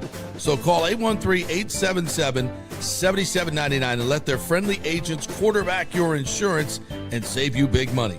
Italiano also sponsors our FSU report every week, so go Noles. 813-877-7799 or go to italianoinsurance.com. JP here for my friend Jason Fawcett, owner of On-Site Construction. They do residential and commercial renovations and new construction. As a leading home builder and general contractor, On-Site Construction prides itself on transforming homes through superior craftsmanship, dedication to client vision, and an unmatched commitment to quality and service. It's about building relationships. We take the time to understand our clients' needs, preferences, and budgets so that we can deliver a personalized experience tailored to their unique vision. From the initial designs to the final touches, we're there every step of the way, ensuring that the end result mirrors your vision. Here are some testimonials from happy customers. G. Gibson says, no hidden costs, very honest, reliable, creative, and communicates well. Reasonable and fair with their pricing, no hidden costs. C. Smith said, did not disappoint. I'm very happy with the work. This company really cares and will take care of it. So if you're just thinking about building or renovating, give us a call and let's see what's possible. 813-579-5789 or check out our website at onsiteconstructionfl.com. Are you having legal issues with a business partner or other legal business issues? The attorneys at Walters, Levine & DeGrave can help. Call 800-616-0384 for a free consultation. At Walters, Levine & DeGrave, we've redefined what a law firm can be with top-tier attorneys, personal service, and 26 years of success. From business law to civil litigation, we deliver smart, client-focused solutions. Walters, Levine & DeGrave recently won a $6.4 million jury verdict from a large real estate developer, and they can win for you too. Walters, Levine & DeGrave. Let's solve it together. Not attorney spokesman. For a free consultation, call 800-616-0384 or go to walterslevine.com. Offices Tampa, Sarasota. Let's go. Right now, back to the show on FanStream Sports. All right, welcome back to the JP Peterson Show here as we welcome in the great Brooke Bennett. You want to take my long shot there? Can you do that? Welcome back. There we are. We got everybody. In the shot. What's up, Brooke? How are you? I wanted to say happy Friday, but it's not there yet, but we're close. It kind of feels like Friday, actually. Monday holidays mess me up. And my kids this whole week, like my son woke up this morning, Mom, what day is it? And I'm like, well, let's think about this. So look at you. You just don't tell them. You figure it out. I do. Right, well, there you go. They ask me what time it is. And I go, there's a clock on the microwave. There you go. So I don't quickly give them the answer. I'm like, they're old enough now, 8 and 10. They got to figure those things out themselves. Right. I'm like, and then I go, your clothes. I cleaned out the couch the amount of crumbs under the couch, but then the missing sock. Oh yeah. 2 t-shirts, a pair of underwear. What are you doing to leave that kind of stuff that's cramped underneath the couch? You don't want to know. It's boys. You don't want to know. It's gross. But I told him, I was like, I'm your mother. I'm not your maid. Like I did that, for all those years. You're 8 and 10. There's things that you have to do yourself. Put your shoes away. Put them where they belong. I love it. Brooke Bennett, the mom. Listen, I have stepchildren now, so I'm trying to. My older one's 22 and 26, and they're doing fantastic. So I got a 9 and 12-year-old now, a 13, soon to be 13, and they're boy or girl. The older one's a boy, younger one's a girl, and they're just adorable. But man, they are. Yeah, it's a whole different world. It's a whole different world. This now having access to this. My kids had phones, but not smartphones until way later. Yeah. But now it's just it's hard. It's just my old dad stuff doesn't work on these kids at all. No, it does. You try, and I try to use a little bit of like my mom's sayings or like what my grandmother used to say, and it just doesn't phase them. It doesn't work. Yeah. And true, it's the social media aspect. Like they're asking when they can have their own YouTube channel. I'm like, never. Yeah. I'm thinking And I'm like, I'm hoping by the time that they're old enough that it's kind of died out, but that's wishful thinking. No. And they want to watch YouTube and that's all they watch. And I'm like, oh, so you kind of let them, because I always say you don't want to shelter them too much. Right. You want to protect them, but you have to let them experience things. And then, words, and they're starting to ask questions. And I'm like, ask your dad that one. I'm not going to go there yet. Now, parenting in this age it's very difficult. Yeah. And it's tough for the kids, and you want to be cognizant of that and compassionate of it. Yeah. But I still think old school parenting is where it's at. I agree. And it's the old school meets the new world mix, but more old school. Yeah. Like I tell them all the time, I'm like, I will embarrass you. Like you are not too old or too big that I will not. We were somewhere in public the other day, and my youngest was being, just a little bit too silly and goofy. They're not bad, but they just are silly and goofy. And I was like, enough is enough. Or like, I'm gonna beat your rear end. Yeah. Like I'm not ashamed of that at all. We'll do it right here in the Walmart. So that is not a problem. And I think as a mom that my 10-year-old stands almost even with me. He's over 100 pounds. Oh, wow. So big boy, I mean, their dad's big, 6'4", almost 6'5". So they're going to be tall, big boys. But I remind them all the time, mommy will take you down. Somehow, in some way, or they want to still wrestle with me and they go to jump on me. And I was like, mommy's back can't take it. Not today. Not today. Not today. But they're fun. They're fun. But I'm coming into it. I'm sure you've experienced this with the 13-year-old. I say I have the pre-teen, like the 10-year-old, attitude. And oh God, yeah. I'm going through the phase of, I think boys attach to their mommies when they're babies and they're toddlers, and it's mommy and it's the comfort. My 8-year-old still lets me do that. My 10-year-old is like, not anymore. Not anymore. So I'm going through this phase where I sometimes feel disconnected with him. And I'm like, okay, this is a phase. That's a good thing. Because down the road, I always feel like boys revert back to their That's mom. a good thing. Don't worry about it. Nurture, feed them. Take advantage of it. Yeah. It's better than them hanging on you. Trust me. It's better than that. And being whiny. You don't want that either. Yeah, mom 101 here. So you worked for Bright House when? I was you were a sports reporter. So that, it's which is now Spectrum, by the way. Spectrum. So I was with them from 2009 to 2013. Yeah. So I was going to ask you if you covered that Buccaneers, but you did not. No, I was still the baby then. You grew up 02 team. Yeah, you grew up with that team. I grew up with that team, and for my second Olympics and coming back to the Tampa Bay area in 2000, and then for the Tampa Bay Bucs to be on the rise and the best they've ever been in that franchise, I kind of got to grab on to the coattails and ended up doing a lot of different things in Tampa with, all of those guys on the team, and a lot with Brooks and Allstott and Rondé. And, one of the things that I say all the time in Lynch and all of those guys is I love seeing, the success, but also the ones that have stayed in the community. In fact, as I was getting ready to come over here, I was texting Derek Brooks about a couple of things.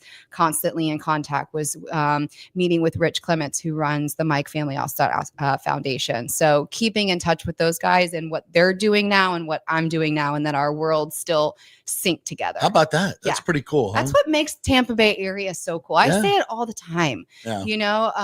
As big as we can be, and that we have, the teams, and we've got the pro teams, it's still in its own unique way just a small town. We can talk about how big Tampa is and how big St. Pete is, and how the community is growing and people moving into the area, but you can't take away that small town feel. And I think that's what makes Tampa really special. I hope so, because as it grows, it gets worse. The traffic gets worse. The people are a little bit more rude. And so I feel it's slipping. I've always felt like Tampa Bay was a really different place. Mm-hmm. And I try to explain it to people that aren't from here, because everybody thinks Tampa's like Miami. And I'm like, no, we're not even two completely different worlds. Listen, don't come in here in Miami or Tampa. No, don't New York. But I look at Bayshore. And I grew up down there. I look at Bayshore and I remember Biscayne Bay, and I'm like, oh, there were a few condo towers. Now it's just lined. And same thing on our Bayshore. Another condo tower goes up every day. And it's like, we love the growth. Yes. We love being a bigger city, but I want to hold on to that small town feel. Yes. I don't want to become Miami. I don't want to become LA. We don't want that. Yeah. And it's when I have these moments leading into this, where we were at the other night to Raise the Flags, the documentary, it was such a hometown moment. Yes. And we're bringing back that 2002 team, and even going back to the beginning and the great success with Doug Williams and Jimmy Giles and Leroy Selman. And we relived all those. And I was like, man, this is, to your point, this is what makes Tampa Bay great. And then Brady came in, and he was as authentic as he's ever been, which was rare in public. And I don't say that in a pejorative way. He's just, he's a freaking megastar. He just has to live his life a different way. But he was so authentic, and he talked about, it was so fun playing in Tampa, and the fans, it was just different than New England. And it was kind of in that hometown, more, kind of the way he grew up in a very kind of middle-class family in California, before they wrecked California. It was just, and it was cool. It was cool to bring it all together from the history. And it is what makes Tampa Bay special. And you're a part of that and one of our heroes here, a 3-time gold medalist that grew up here and remains here. Yes. I always say that it's like, there was a move made when the Bucs decided not to re-sign John Lynch, and because of his neck injury, and our doctors got it wrong because he went and played in Denver and got 3 more Pro Bowls. When we shipped him away, we lost a lot for this community, because his foundation, him and Linda, their foundation was already cooking and doing amazing things. And when he left, I said, we didn't just lose a football player. We lost the guy that was going to live his life here. Right. And become a huge part of the community. He wouldn't have left. Yeah. They were entrenched here. Well, I think in 2 aspects where we mentioned, like the Derek Brooks and the Mike Allstotts, who have stayed here and their foundations are here and they do so much for the community. There are the handfuls that we did lose because of trades or, losing them. And that's a part that it sucks and all. It does. It's the business part. It is. But and it affects the community. The business part, right? No. But at the same time, when you look at some of those players, and I think hockey is a good example, because there's more trades and moves that go along within the hockey. Yeah, we've had to say goodbye to a lot of favorites. But then to see some of them come back, you're like, yes. Pat Maroon just signed up yesterday as the new alumni ambassador. I saw him do, somebody was posting, I think it was on Instagram, doing some signings and stuff. So it was great to see him back. Yeah, so beloved. But then you even look at a LeCavier and a Marty St. Louis, and they retire, they have their lives, but they still have homes here. They still come here to live part of the season or whatever their life is doing after the game. So I think that's one of the things that makes Tampa so unique. Absolutely. Is that these professional athletes can essentially live anywhere in the US. They can live anywhere in the world.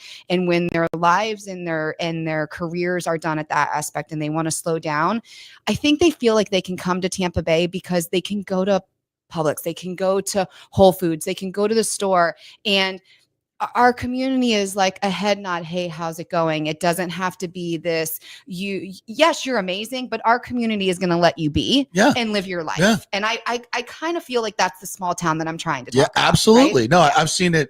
I remember watching going by Starbucks on Howard, and A-Rod was sitting out there, by himself on his phone. Nobody's bothering him. Yeah. And you see that I see that all the time with the celebrities. Nobody, it's not a freak show. Right. Like in other markets, it's like they go outside their door and it's paparazzi and it's a freak show. And here they can just kind of. Yeah.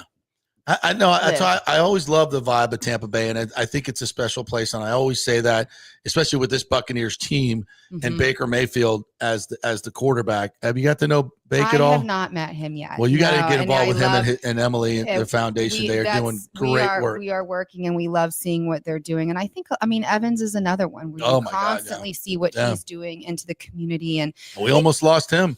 We got to hold on to him. We almost lost him to Houston. Years. Yeah. So, and I think what the Bucs organization is doing, and like you mentioned, the documentary that's coming out and kind of reliving the great, because I hope that they tell the stories of the years that we weren't so great. Oh yeah. Because it's all part of it. So many times, and I say this, about my career, and you can look at other Olympians' careers and professional careers.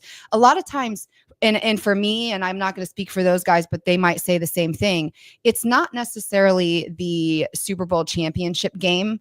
It's not the race in the Olympics of winning the Olympic gold medal that is the most memorable for me in my career. It's sometimes the stories behind the scenes, or the races or the games that don't go as well. Yeah. Those are the ones that you relive, and you kind of sit back many years later and you're like, wow, I think if that wouldn't have happened, this wouldn't have happened. Right. Yeah. Yeah. No, it's all part of the journey. And it's interesting too, because Trent Cooper, who is the producer, he grew up in Lakeland. And I know his brother Todd, I've known them for a long time. And he went to his first Bucs game at 7 years old and has seen every Bucs game. And he's an 8-time Emmy Award winning producer. He's done big stuff for the NFL.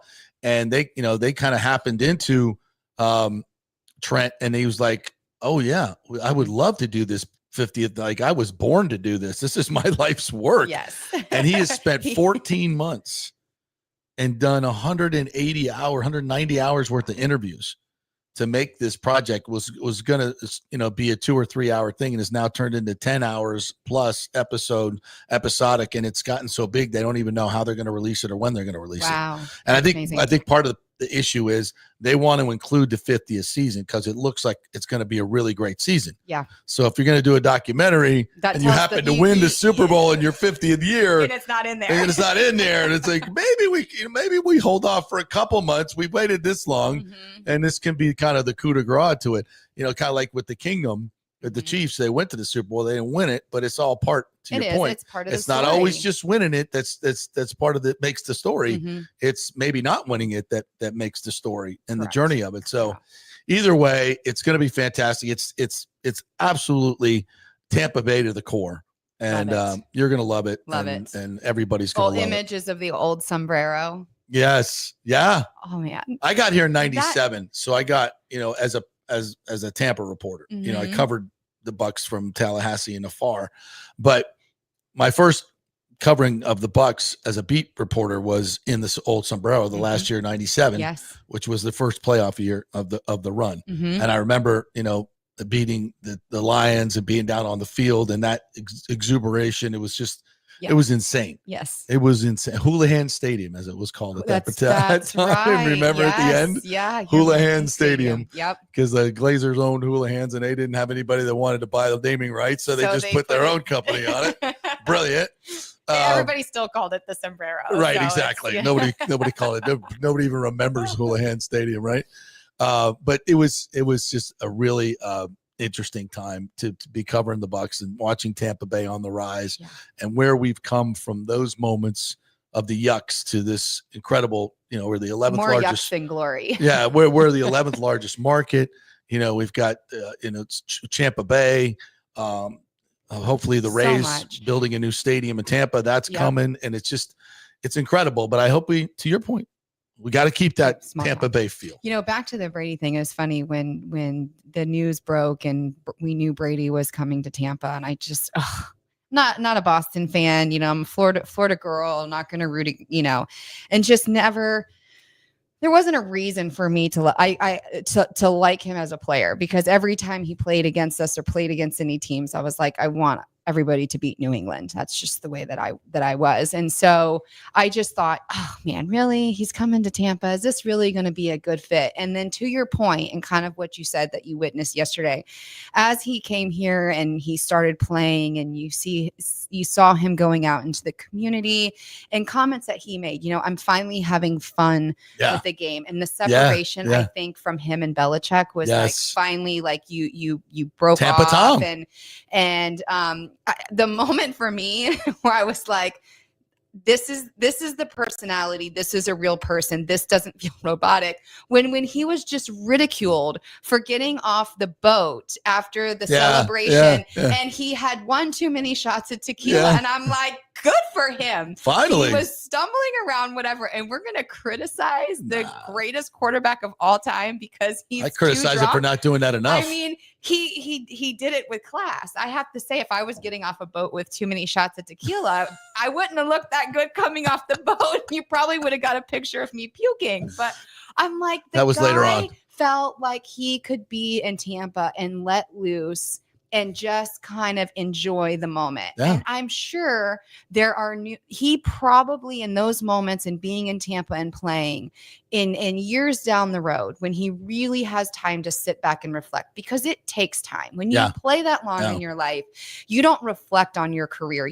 He's going through the motions. Like you said, he just has to react differently in public. Right. But in private and years down the road, when he gets to reflect on his career, I'd be willing to put money on the table that he will say these were his best years. Oh, no, without a doubt, hands down. You know, I think you're right, because he was able to be himself. Yes. And it was a totally different, it was Tampa Tom. It was a totally different dude. I remember when they did the Tommy and Gronky things, which was like, I never thought I'd see Tom Brady in that realm. Right. And it was funny. It was really, great. Really good. It was hilarious stuff. And it was, for those three, and then, the last year was a train wreck with his wife. And that was an absolute train wreck. He had to go through and be the New England Tom. He needed to be under Belichick. And he needed those years and whatever, I think it's hilarious, and just seeing just all the reports and everything of where Belichick is now and what he's doing. And, it's like a comedian skit or something. It is. It's so comical. It doesn't even seem like football. It's embarrassing. And you're just watching it play out and you're just cringe. That's where, and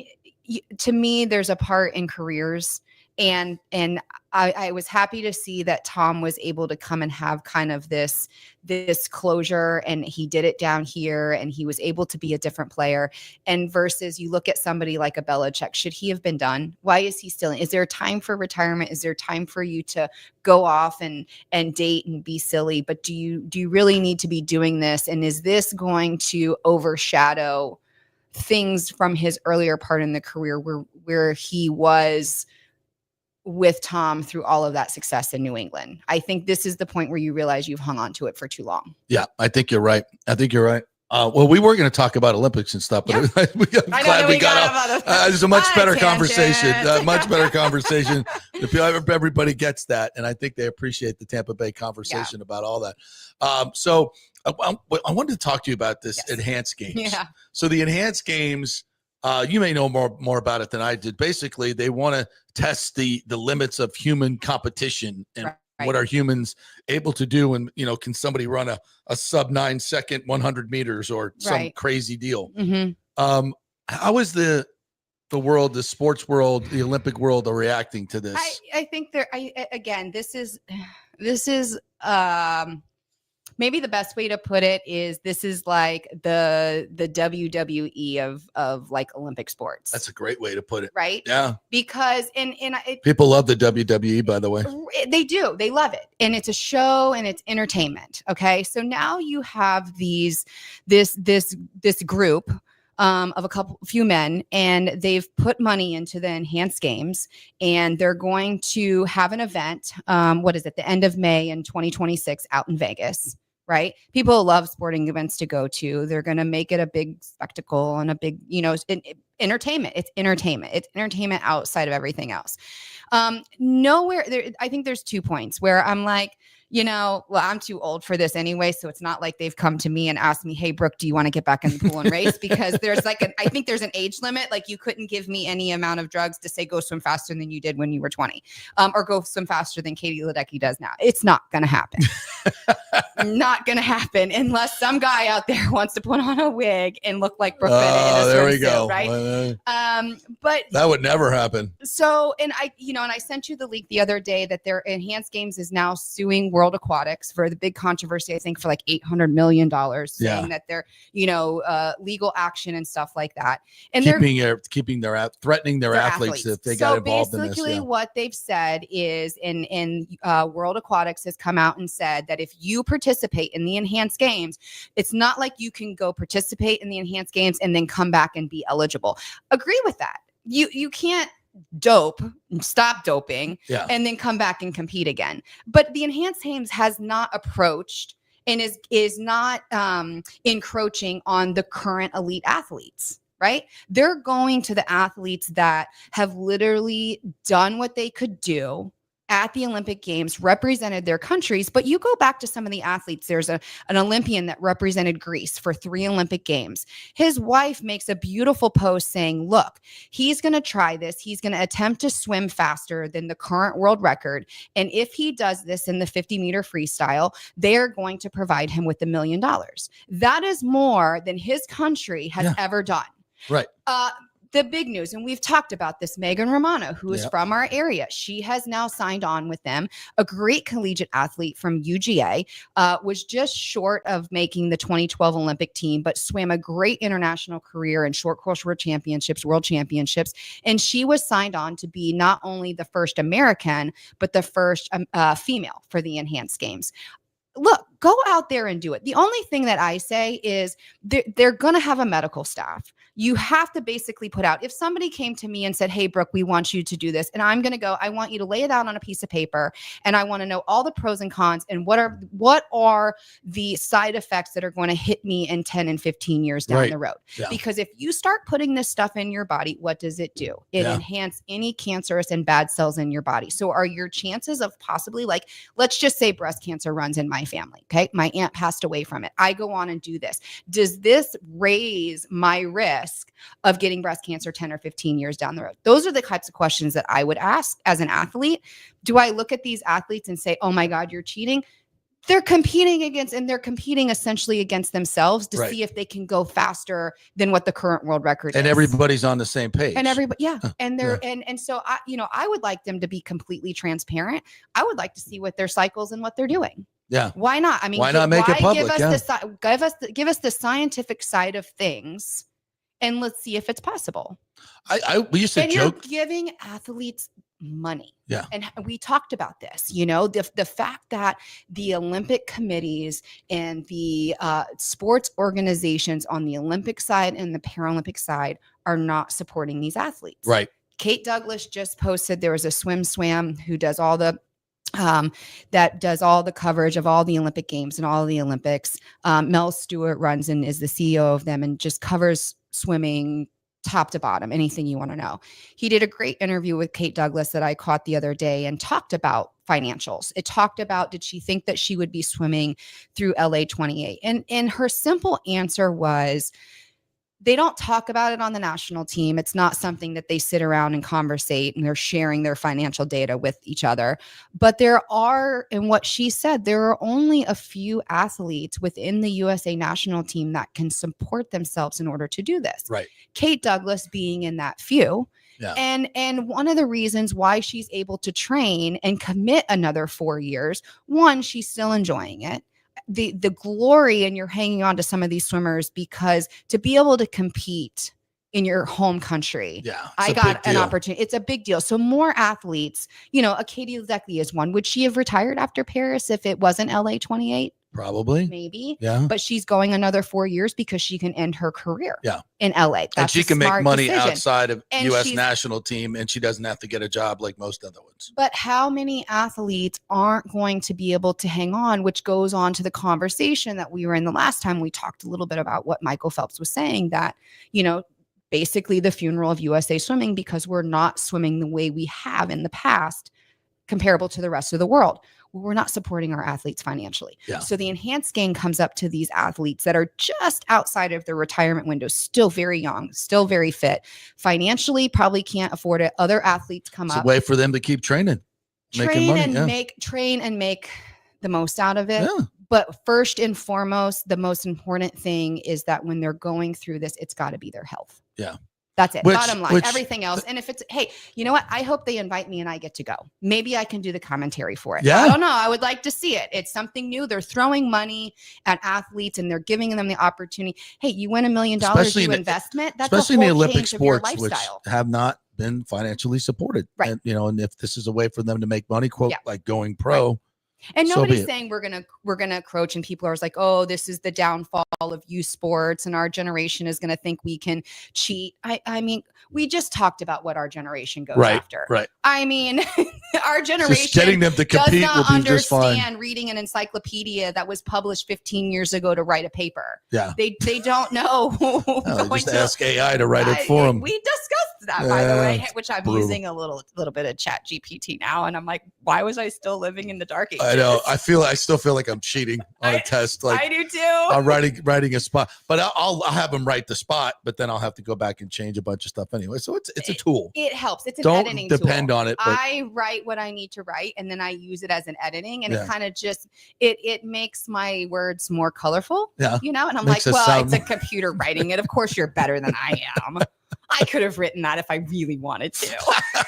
just would have taken me 6 hours. That's all. Yes. Well, Brooke, thanks for stopping by. I know you're gonna do Bloom today, I'm right? doing Channel Bloom 8. today. Yeah. So coming in with me is my dear friend Tracy Otto, who is the Paralympian from the area that competed in Paris, and was attacked by her ex-boyfriend, who now has her in a wheelchair. So she tells her story, and I pitched it to Gail and her crew at Bloom TV, and I want to give Tracy a platform to get her message out there, because there's not a lot of support for her. She's a new mom. Her fiance has been at her side since the day of the attack. He was attacked as well during that. And so, I met Tracy after Paris, and I just feel she's kind of like my Olympic sister. And if I can use some of my platforms and my network to help her and get her message out, not Does just she have on a GoFundMe or a website? She does not. We're kind of working on that. You know what we need to do is we need to probably one day get her in here, absolutely. and let her come in and tell her story. And she's working on her public speaking, working on getting her an agent, because she wants to tell her story, not just on the Olympic and Paralympic side, but more to women that Domestic have been violence. attacked. It's a horrible problem. It is, or giving signs to get out earlier, and can you get out sooner to avoid the attack? Yeah, we'll definitely do that for sure. Yeah, well, thank you for stopping in. Thanks. Thank you guys for stopping in as well on this. Today he will be on tomorrow, and we'll have Josh Capo as well. So thank you, Timmy. Good job to you. Thank you all for watching and listening. We will see you tomorrow. Hey, for me to keep casual.